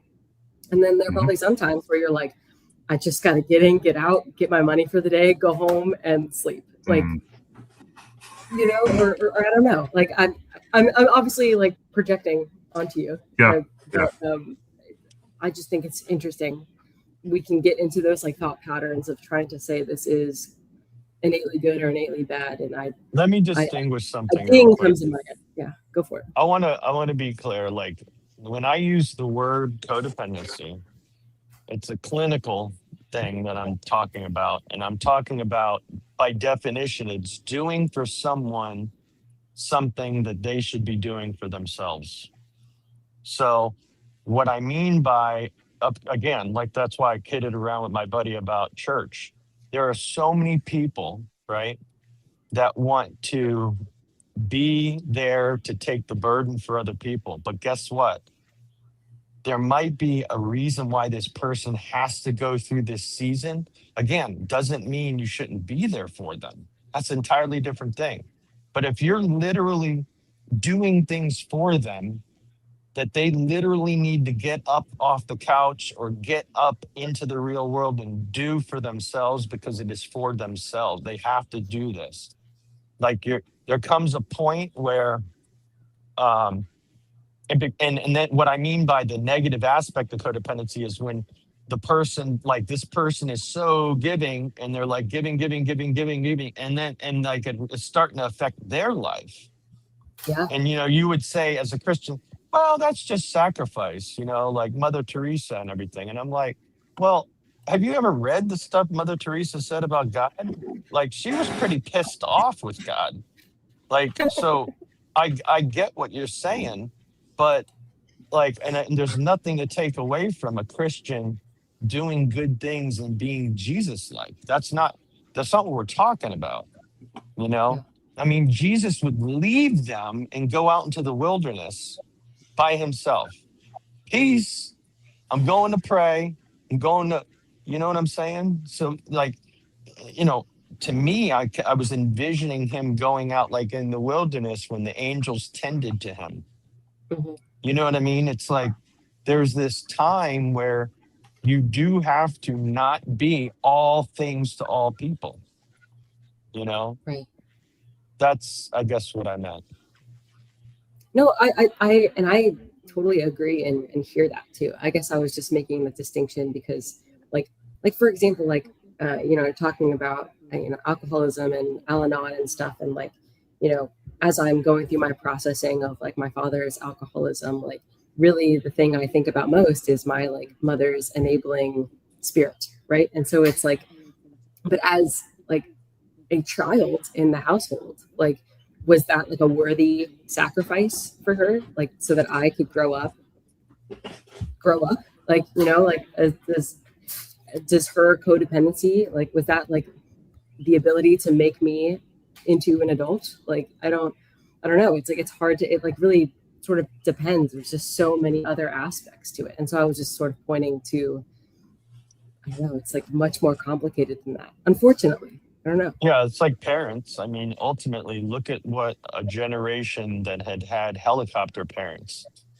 Was that good for them? Like Scott sent me, was it Scott? I think that somebody sent me the Gen X and how we grew up. Was that you, Scott?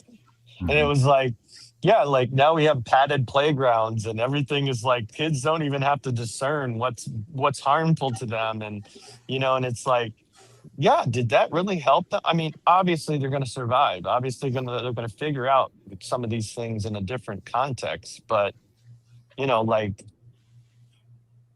God, there was value in letting the kid play in dirt. Why? Because it builded his immune system. I mean, maybe this is a trope. I'm just saying, like, there were values to some of these things that we're trying to like shelter people from Right. that they actually need. You know what they used to tell us when we were facilitating groups?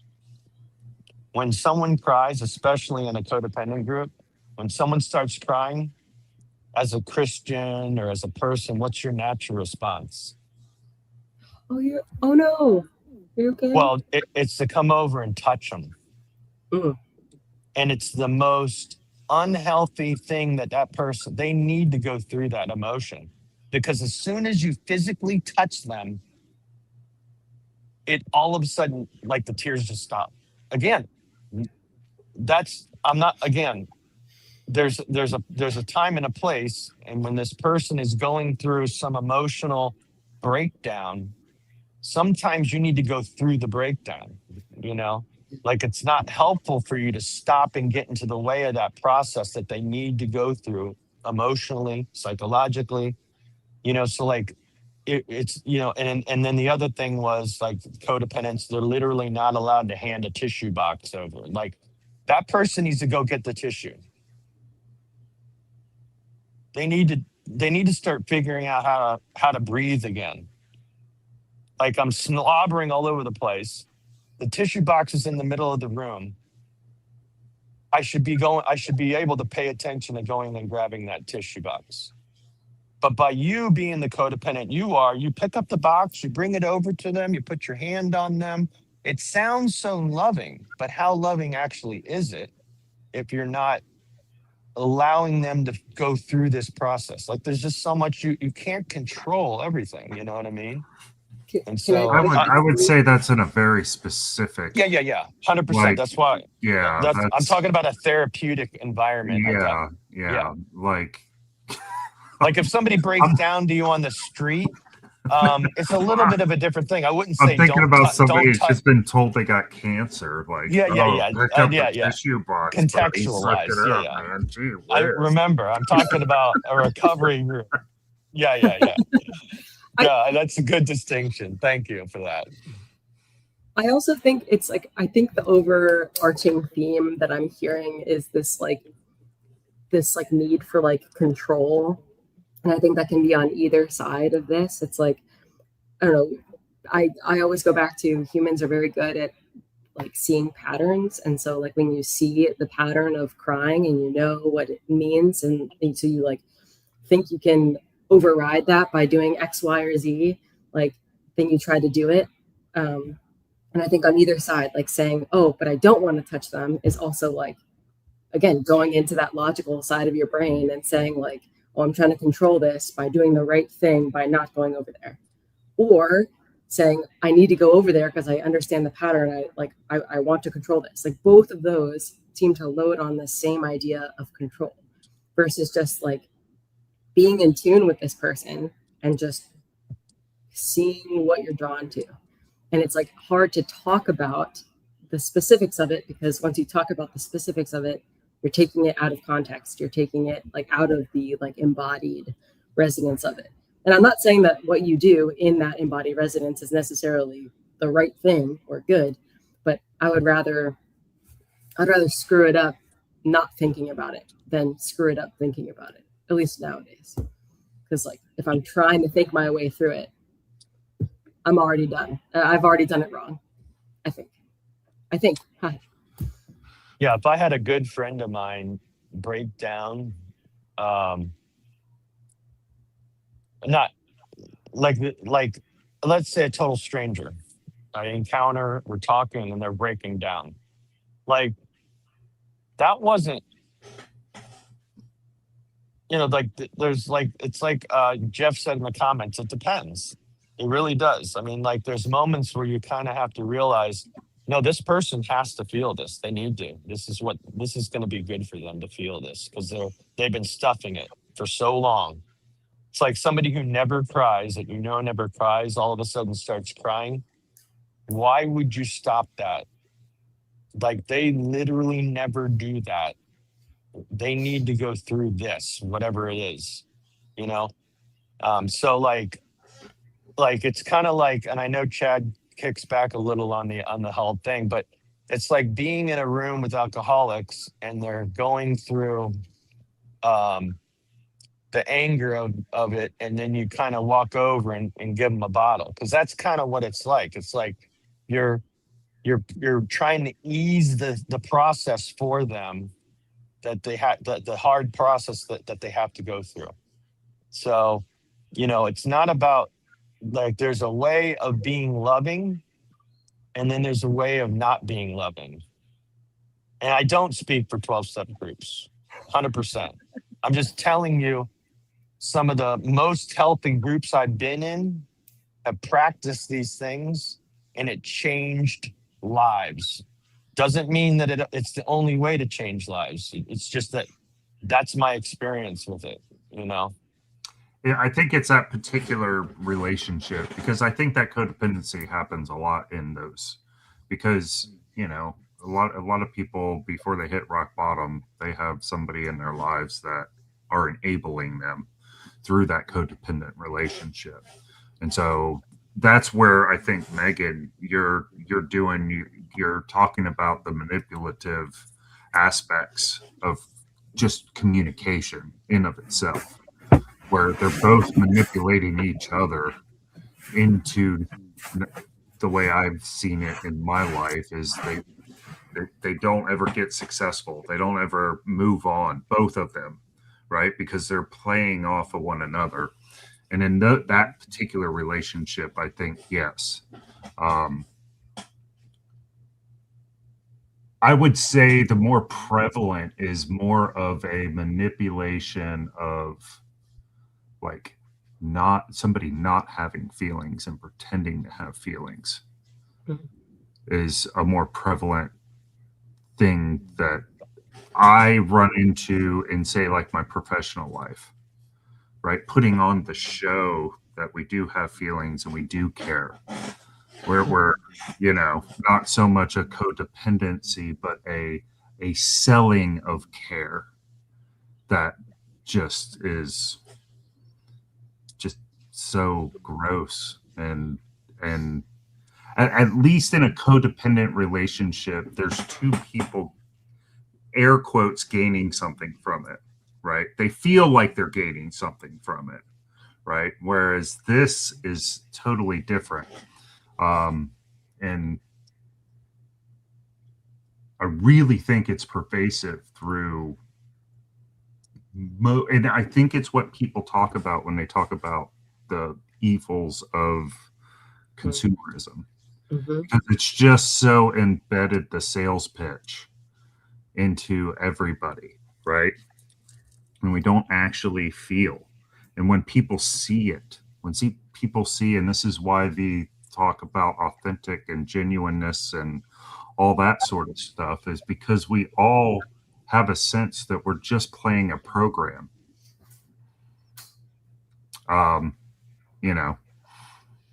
Scott, yeah. Don't you think, like, in your profession, obviously there is a level of desire for caregiving that would lead you into it? But for like those that have maybe entered it for financial reasons, right? This is why they have to teach bedside manner, I think, right? To certain people, because they're so clinical. They don't have that that well to draw from.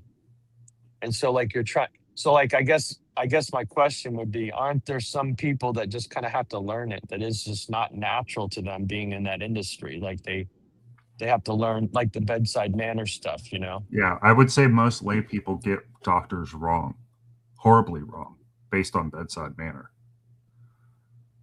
Not all, but if you think about the type of individual that has to learn human biology and all the many ways it can go wrong, they sacrifice their 20s to sit in a library and read books. These are not people going to parties and barely skating through college because, they're running around being social butterflies, right? So oftentimes the doctors that get the most slack from patients about not having bedside manners tend to be the best doctors I work with. They get it totally backwards. And this goes to the point that I'm saying is that we're so like it's so much more a consumer industry now. It's not about care. It's about insurance says this diagnosis, you need to be here 3 days, get you out. And we're going to pretend, we're going to look at you and go, oh, do you feel safe? Are we giving you everything you need? Man, that really does me great to hear that. It's all this nonsense, right? And in the meantime, this guy or girl, we'll just use the alcoholic just because we're talking about them, right? They're sold a bill of goods while they're continuing to do the thing to themselves. When they probably a more loving thing would be to smack your hand because you keep sticking it in the light socket. I mean, that's what I'd do for my son. If he keeps sticking his finger in the light socket. And I think that goes to what you're saying with the tissue.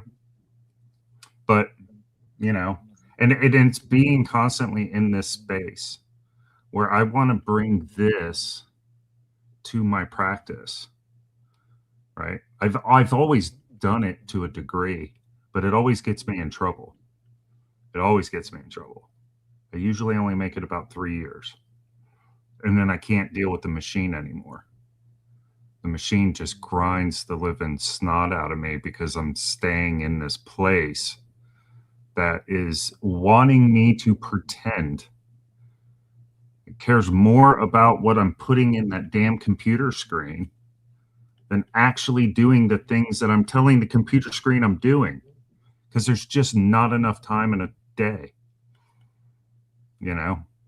And then in the same breath, treating you as though you're staying at an Airbnb and that there's not somebody 2 doors down that we just did chest compressions on. And you want to be all upset because the doctor didn't kiss your ass. And I think we're all playing this game. I think we all play this game. We're all participating the wrong way. And what makes this so amazing is that we're not playing by those rules.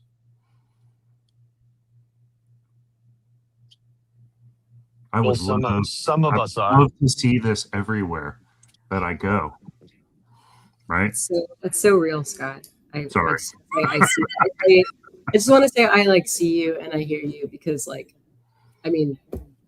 it feels so weird not working right now, like actively deciding to not work right now, and that sounds just so privileged, but I feel like we talk about selling your soul, I fully sold it when I was working, and it's I can't logically think about what it's going to be like to go back to work, and I know I have to, and I know I ought to, and having some sort of purpose is really important, but because I'm seeing what I feel like you're seeing, and I see it everywhere, it's this space is the only space I felt where I'm oh, this is awesome. And then I'm well, how can I get paid to do this? Obviously, that's not something that it makes any sense. But It'll like, ruin it almost. exactly. I mean, that's why like I wanted to make like a sustainable garden or whatever for myself. But then as soon as I was like, I'm not going to buy tomatoes this month, it was like all of a sudden my tomatoes didn't grow as fast. I feel like there's something there where it's like when you're relying on certain things to be, I don't know. All I wanted to say is I feel you. I hear that. And that's really tough, especially when you do have that heart that you want to use for good. And it's almost like it's a rigged system where you like can't. And that's really unfortunate. Like to put it very, very, very lightly, it's very unfortunate. Well, I mean, that's what Christ said was going to happen. Yeah. The world hates me, and surely they will hate you too. And but it's not like he just says let them hate you. You know, it's like part. It's not, that's not like the martyr aspect of that line is almost like overemphasized. I feel like I've read before the whole Serenity Prayer, like the whole one. You know, everybody knows the pat and 5 lines, but the rest of that to me is so much more impactful. And like when they would read it in a Celebrate Recovery, it was like, this is kind of cool. Like I didn't know there was more to this prayer. You know, taking this sinful world as it is, not as I would have it, trusting that he will make all things right if I surrender to his will. So it's like, whatever you can say, that's just he's a Calvinist. But my whole thing is that because I recognize everybody's sinful and everybody has this level of wanting, a lot of people want to really do the right thing and they just somehow they're not able to do it. It's like it allows me to have grace for the people that are doing these things because I know better than them. Like I'm not better than them. Like I'm genuinely, I may see things different. I may be further along in my walk. It has nothing to do with whether I'm capable of doing these bad things, because I am surely capable of it. So, yeah, that's what makes me be very blessed for the grace of God. It's like the idea that I truly do have eyes to see when I'm doing something wrong, when I'm stepping out of, when I'm getting out of pocket, you know, and then regret it after, and then have the ability to go back and try to make amends because I was out of pocket. You know, as hard as that is, you know, that sort of thing. So all That's that stuff is awesome. that's one of the benefits, and one reason why I think the Lord led me to be a nurse. It's because the relationships aren't long, at least with my patients. My relationships to individuals on the team. One of the things I've always struggled with was when it becomes blatantly obvious you don't want to participate in the program properly, and what do you do with these people, especially in a work atmosphere, right? Because now we're playing in this weird tension place where this machine is grinding, you're not participating. We've had opportunities and we see where this thing can go and the benefits of it, but you just don't want to participate, right? For whatever reason, you know, because some of them could be kind of genuine, or, you know, to your point earlier, a lot of people get into this field because they care. It's a lot like cops. A lot of cops get into being cops because they want to make the world a better place. But then the system just grinds the ever living Jesus out of you, and you become jaded and you put up with these walls to just merely barely participate, as opposed to really diving in, you know, because it leads to death, right? To your martyr. And this is and I just had this thought. It's interesting. Christ's ministry was 3 years. And that seems to be when I get called to death, is at the 3-year mark at my places. Because, and it doesn't matter what I do. I also got a piece of advice from my buddy who got it from, I I probably shouldn't say too much, but it was a superior to him, and he said, if you're anywhere more than 3 years, you're just hiding, especially if you're not growing, especially if you can't look at something you're doing and saying, I'm getting better, or I'm participating in making something else better. You're just hiding. And we've all gotten comfortable with just hiding. We've all gotten comfortable with just playing along and getting along. And it's because we don't want to die. And I'm not using that in just the physical sense. I'm using that in whatever your fears are. Because really that, and I'm getting a little metaphorical now, but anytime we face the dragon, whatever that is for any of us, it's a type of death. And we're not supposed to be afraid of that. Yeah, it's like, do you learn from the dragon or not? Kind of like you brought up cops. I think a good example is a healthy cop, right? A well-balanced cop can have an auto response because he sees a situation and his experience in a situation that's looks just like this has occurred so many times that he's kind of prepared already for the situation to go this way. And some would say, well, that's profiling, or whatever. Like you're presupposing that a situation is going to happen before it's happened. It's like, no, that's self-preservation. Like there's like an emotional callousness that they're forced to take place in that they literally have to feel some of the worst things and learn how to just be on autopilot to a degree in order to be the best they can be in a situation. You understand where you're not I do, but I disagree that that's the right way. I think that goes back to what Megan is talking about a lot. And well, that's the sacrifice they're making, though. They're making a sacrifice to be desensitized to a dead body in the road. They're making a sacrifice. I think I want to make a distinction here, because I think for me, like I think you do have to disassociate at some point. I feel like that makes, I think I definitely agree with that. I think it's when you get to the point where you've habituated it so much that you don't even know you're putting a mask on. You don't even know that you have a filter in front of you. You can't even say that you're faking it.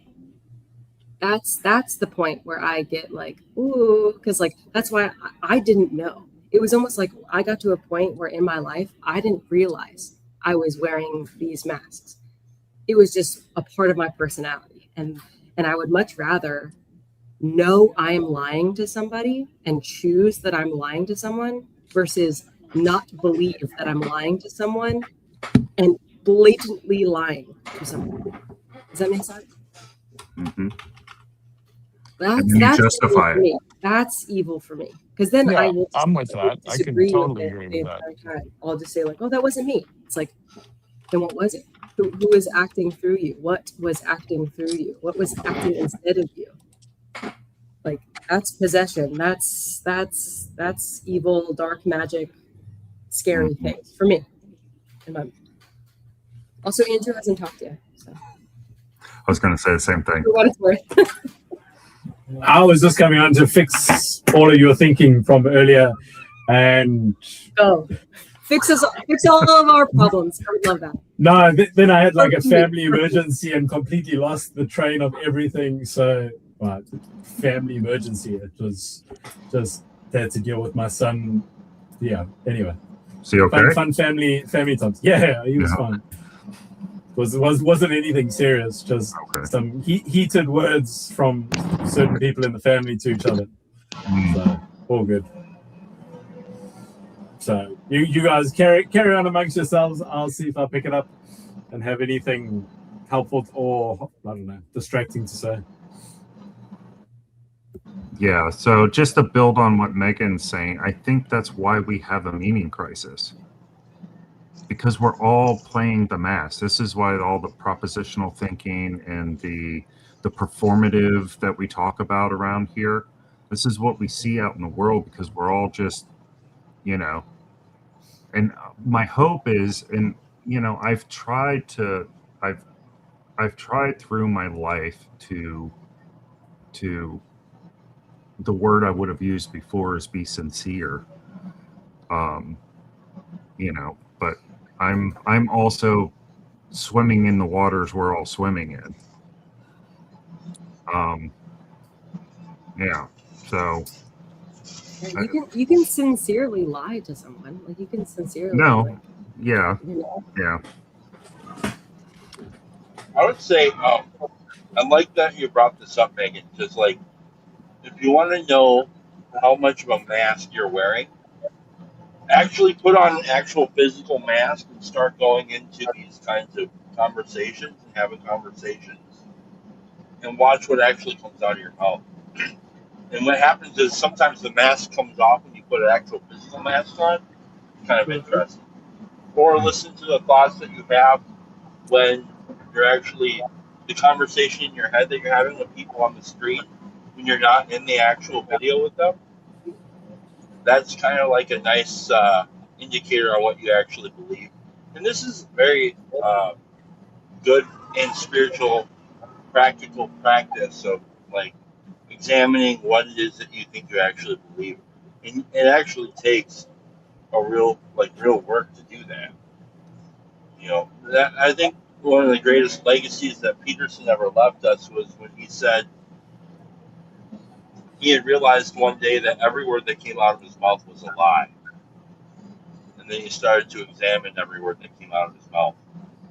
Now, some people can get really annoyed with that idea because they're like, well, you're being overly self-critical or, you know, always looking at yourself too much. But it's like, if you actually, if you do it with some intentionality, you can really get somewhere with it. Yeah. Okay, that's all I want to say. Bye.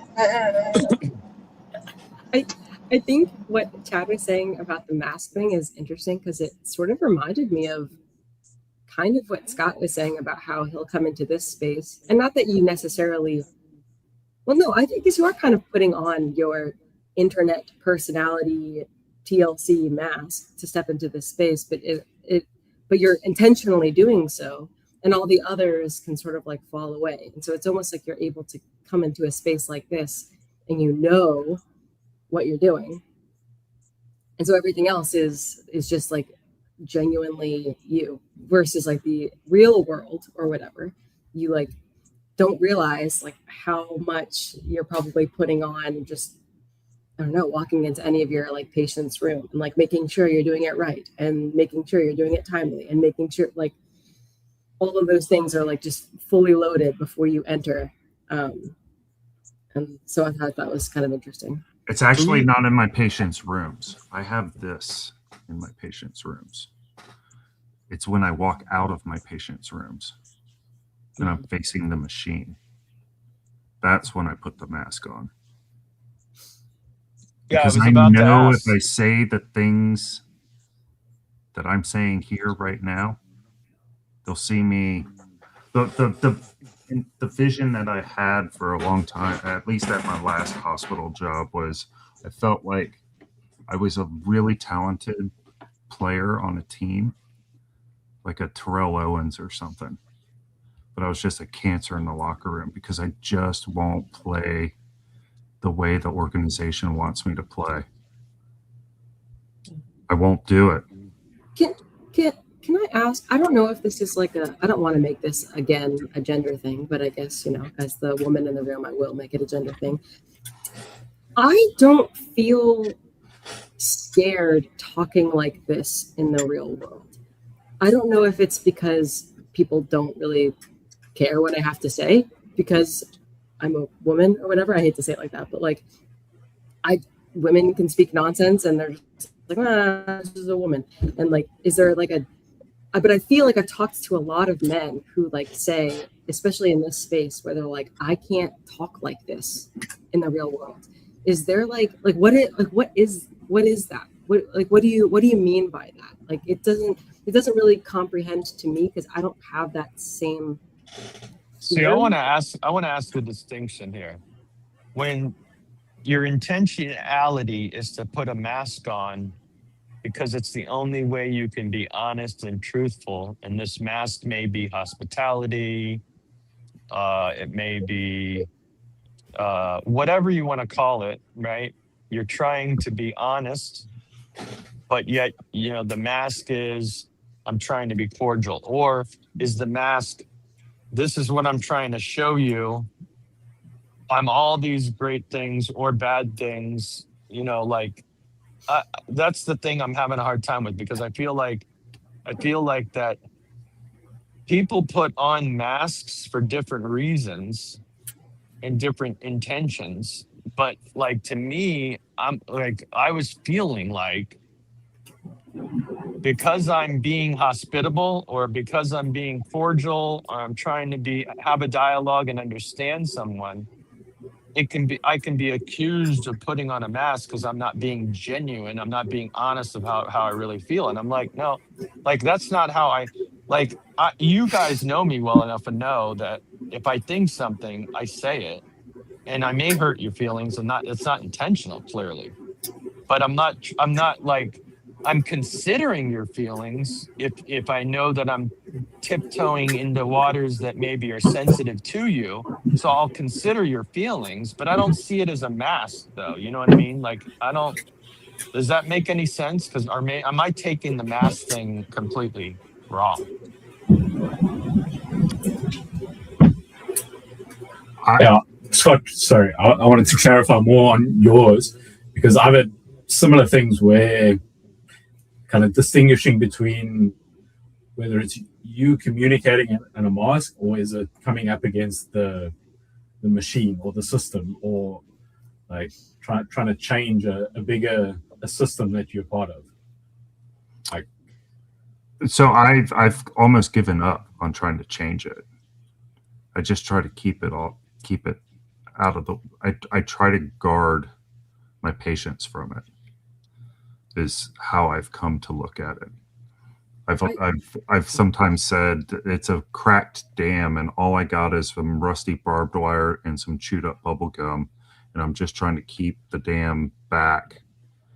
And nobody wants to even hear me say that the dam's broken. Like these, and yeah. Go ahead. No, I'm just relating it to my experience in workplace and church, and so it's like my previous place of employment. It's like I saw some issues, but it was such a big system. Like, even if I raised things, there was very limited ability for me to actually do anything. So it was pretty much like the options were be really upset with the bigger system, or just make peace with it and just like play my little part that I could. It affected very little change. And then I had a similar thing in a church system where trying to advocate for what I think would have been a slightly healthier approach or holistic thing, even integrating some of what we've learned here, let's just say, wasn't very well received.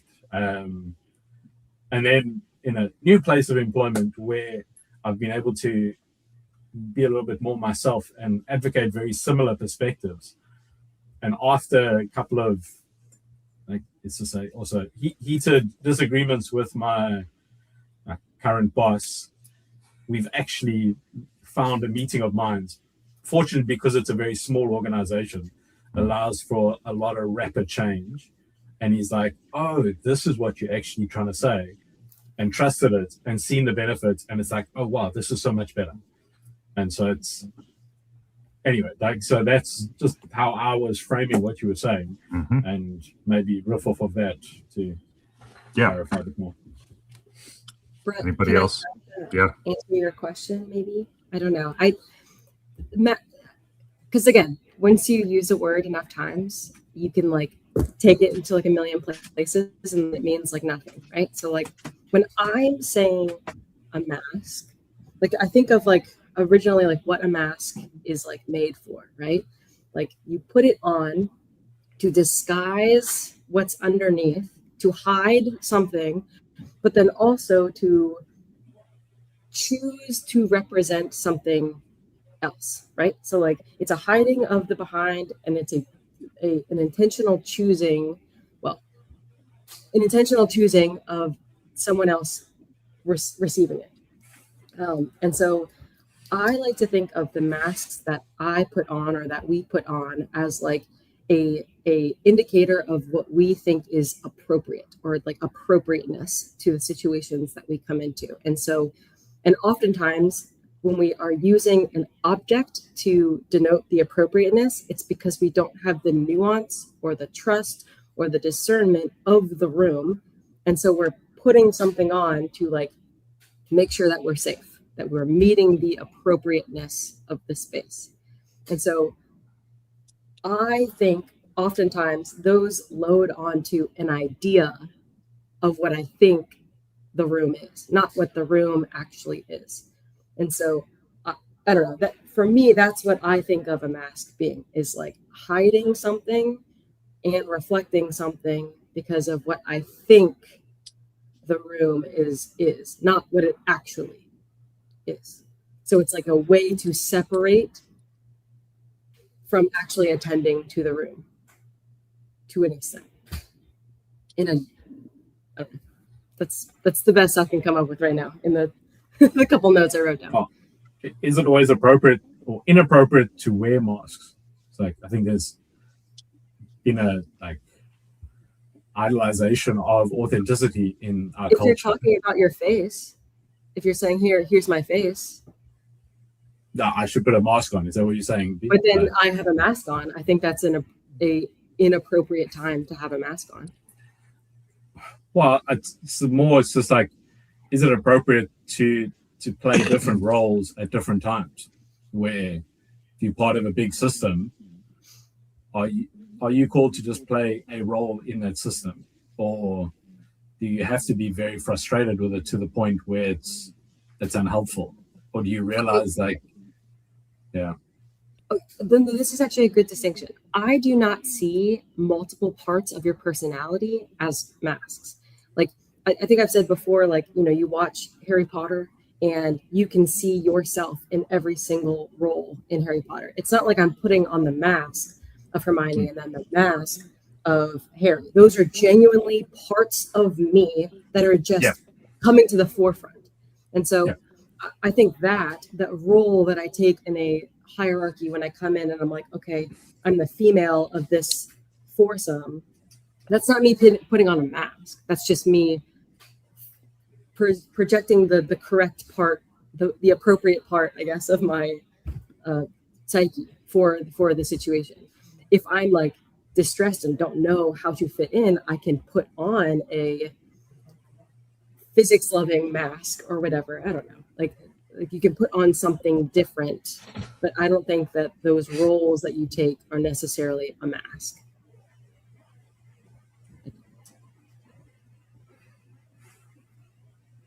So then does it just come down to discernment as to what elements of your character to almost embody at different stages? So I think it's a hiding. I think it's what Scott was saying. It's like a hiding. Like, yeah, see, I don't see myself as hiding. That's the problem I'm having a hard time with. I recognize what you're saying is that there's different parts of me, right?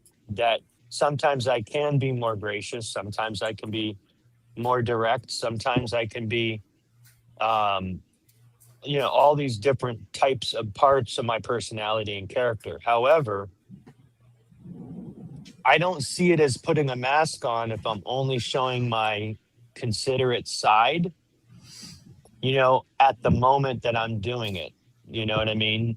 There's a time where I need to bite my tongue, but I don't see it as a mask. I see it as me making a conscious effort to restrain the probably wrong ideas I have about whatever it is that I feel I need to bite my tongue on. So like, I don't see that as a mask.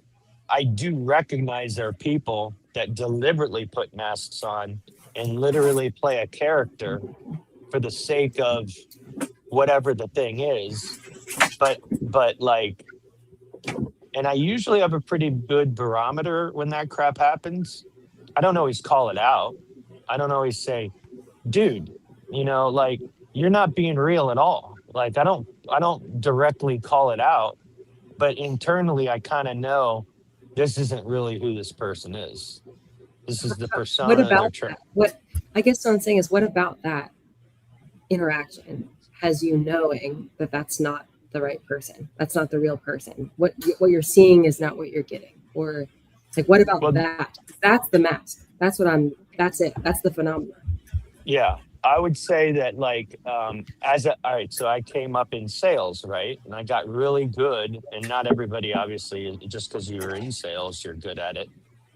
But there's like these things that you can sense where the words aren't matching the body language. They're not matching. There's something that's off, whatever it is. Um, and it's not over analyzing it either. It's like when somebody has a furrowed brow, even though they're talking to you really nice and they act like they're understanding what you're saying about a product or about a thing or whatever, but yet their body language is telling you something entirely different. You're getting a sense that they're struggling with something. So there's not a connection, right? Like versus somebody that is like looking at you and they're like nodding the whole time. Now, some people do that deliberately to try to convey that they're getting you, even though they don't get you. And I feel like you can sense that too, right? Like when they're in a conversation and they're not able to directly deal with the real thing of what you were just trying to talk about. They're missing the point. Now, maybe they're genuinely missing the point.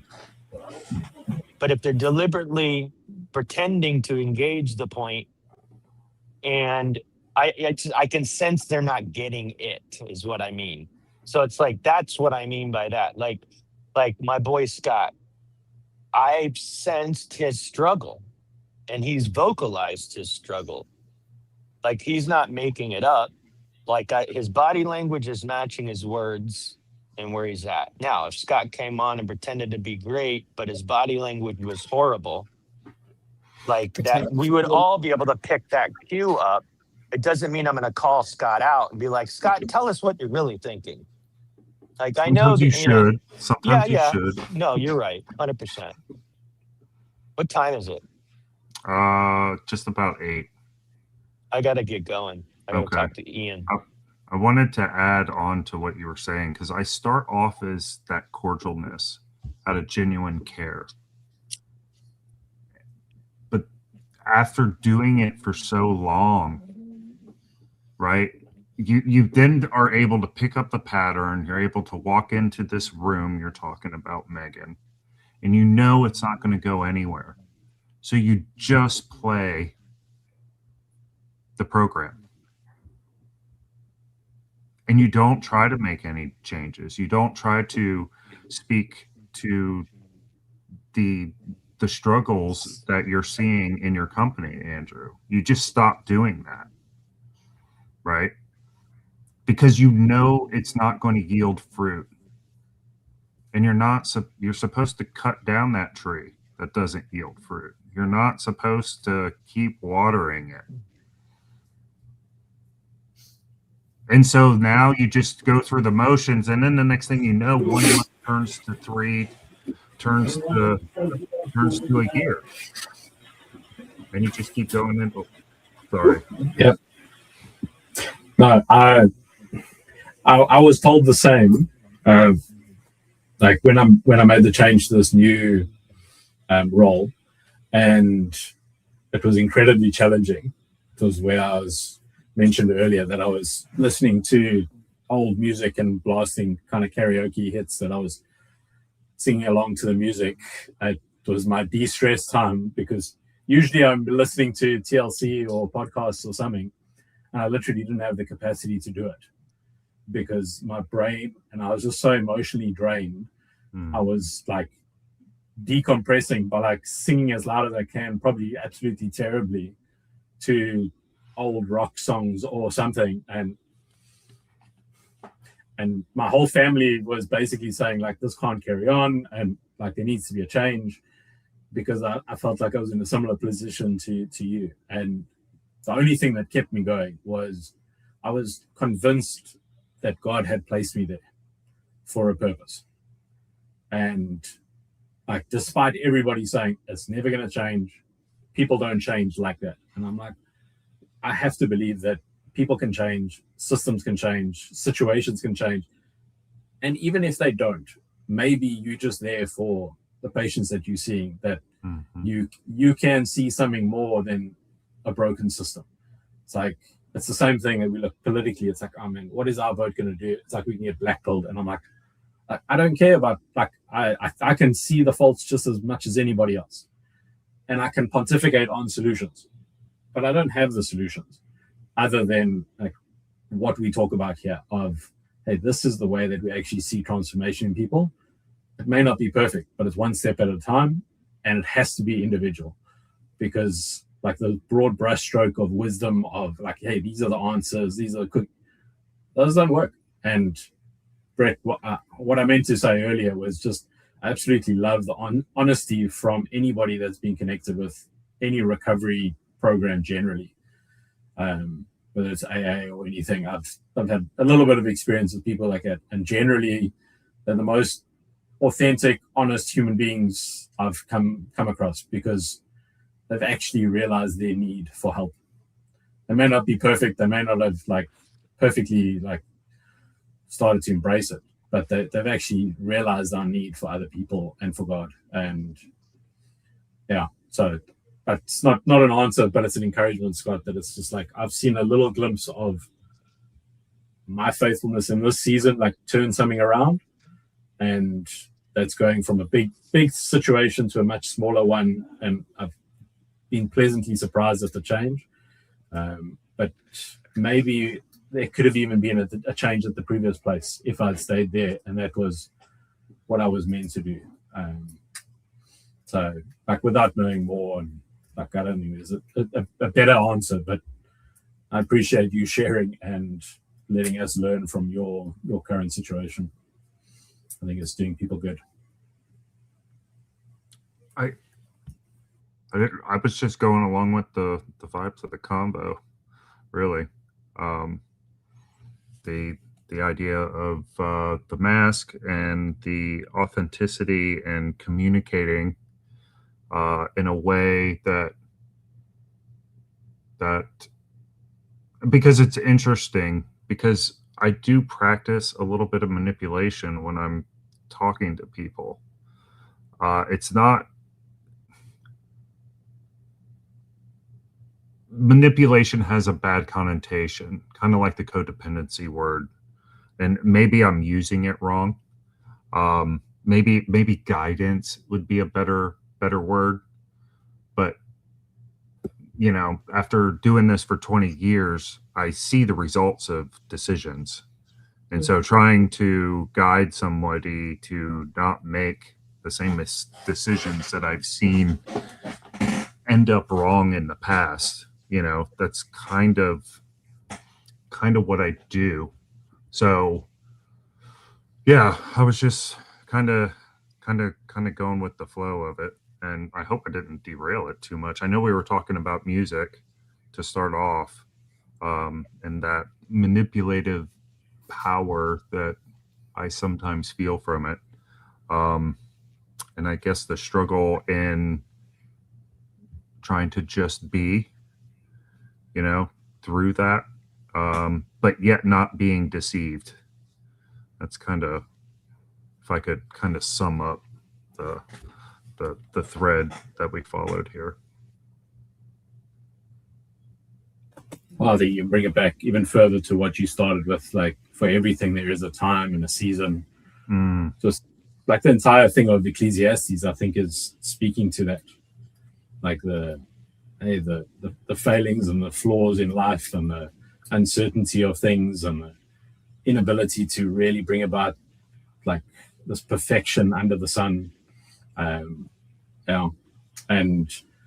that takes incredible wisdom and nuance to know what's the appropriate time to use what, when to be 100% honest, when to actually say this needs to change, when to help somebody that's in recovery and when not to. And I think it's like how do we know what to do for them when they can't, and how do we know to actually allow them to do it for themselves? And I mean, my challenge at the moment is learning how to do that with my kids, because they're at an age where they need to start doing things more and more for themselves. But that's a challenge, and it just takes wisdom and a individual knowledge for each person in each situation. And I think the same thing with the music. I think we get hard and fast rules on things, and Yeah. there's probably accuracy in the abuse of some of the psychotechnology of worship, but I think the reaction to it's probably worse than like the diagnosis at times. And I think we need to figure out, like, I don't know, just healthier perspectives of viewing things and celebrating the good. And anyway, I better get going. Okay. All right. Did you wanna put anything else out there, Megan? I just wanted to say this is good vibes all around. I think the big thing for me is that, like, we just like don't have the answers, and so it's just almost relieving to realize that other people also don't have the answers. Like, listening to this, like, not to say we didn't get anywhere, but like, we didn't like solve the world's problems, even though Andrew had claimed that he was going to do that coming in. So it's nice to realize that, like, we are like not really in control, and so it allows me to sort of like ungrasp all of my like trying to control things, because that's the only way that I'm going to be able to listen to the vibes, right? Is if I'm not like on something and trying to do something, trying to control something. So I appreciate it. Yeah, I appreciate you. Awesome. Well, have a good day, Scott. I appreciate this combo. You do the Always. same. Thank you.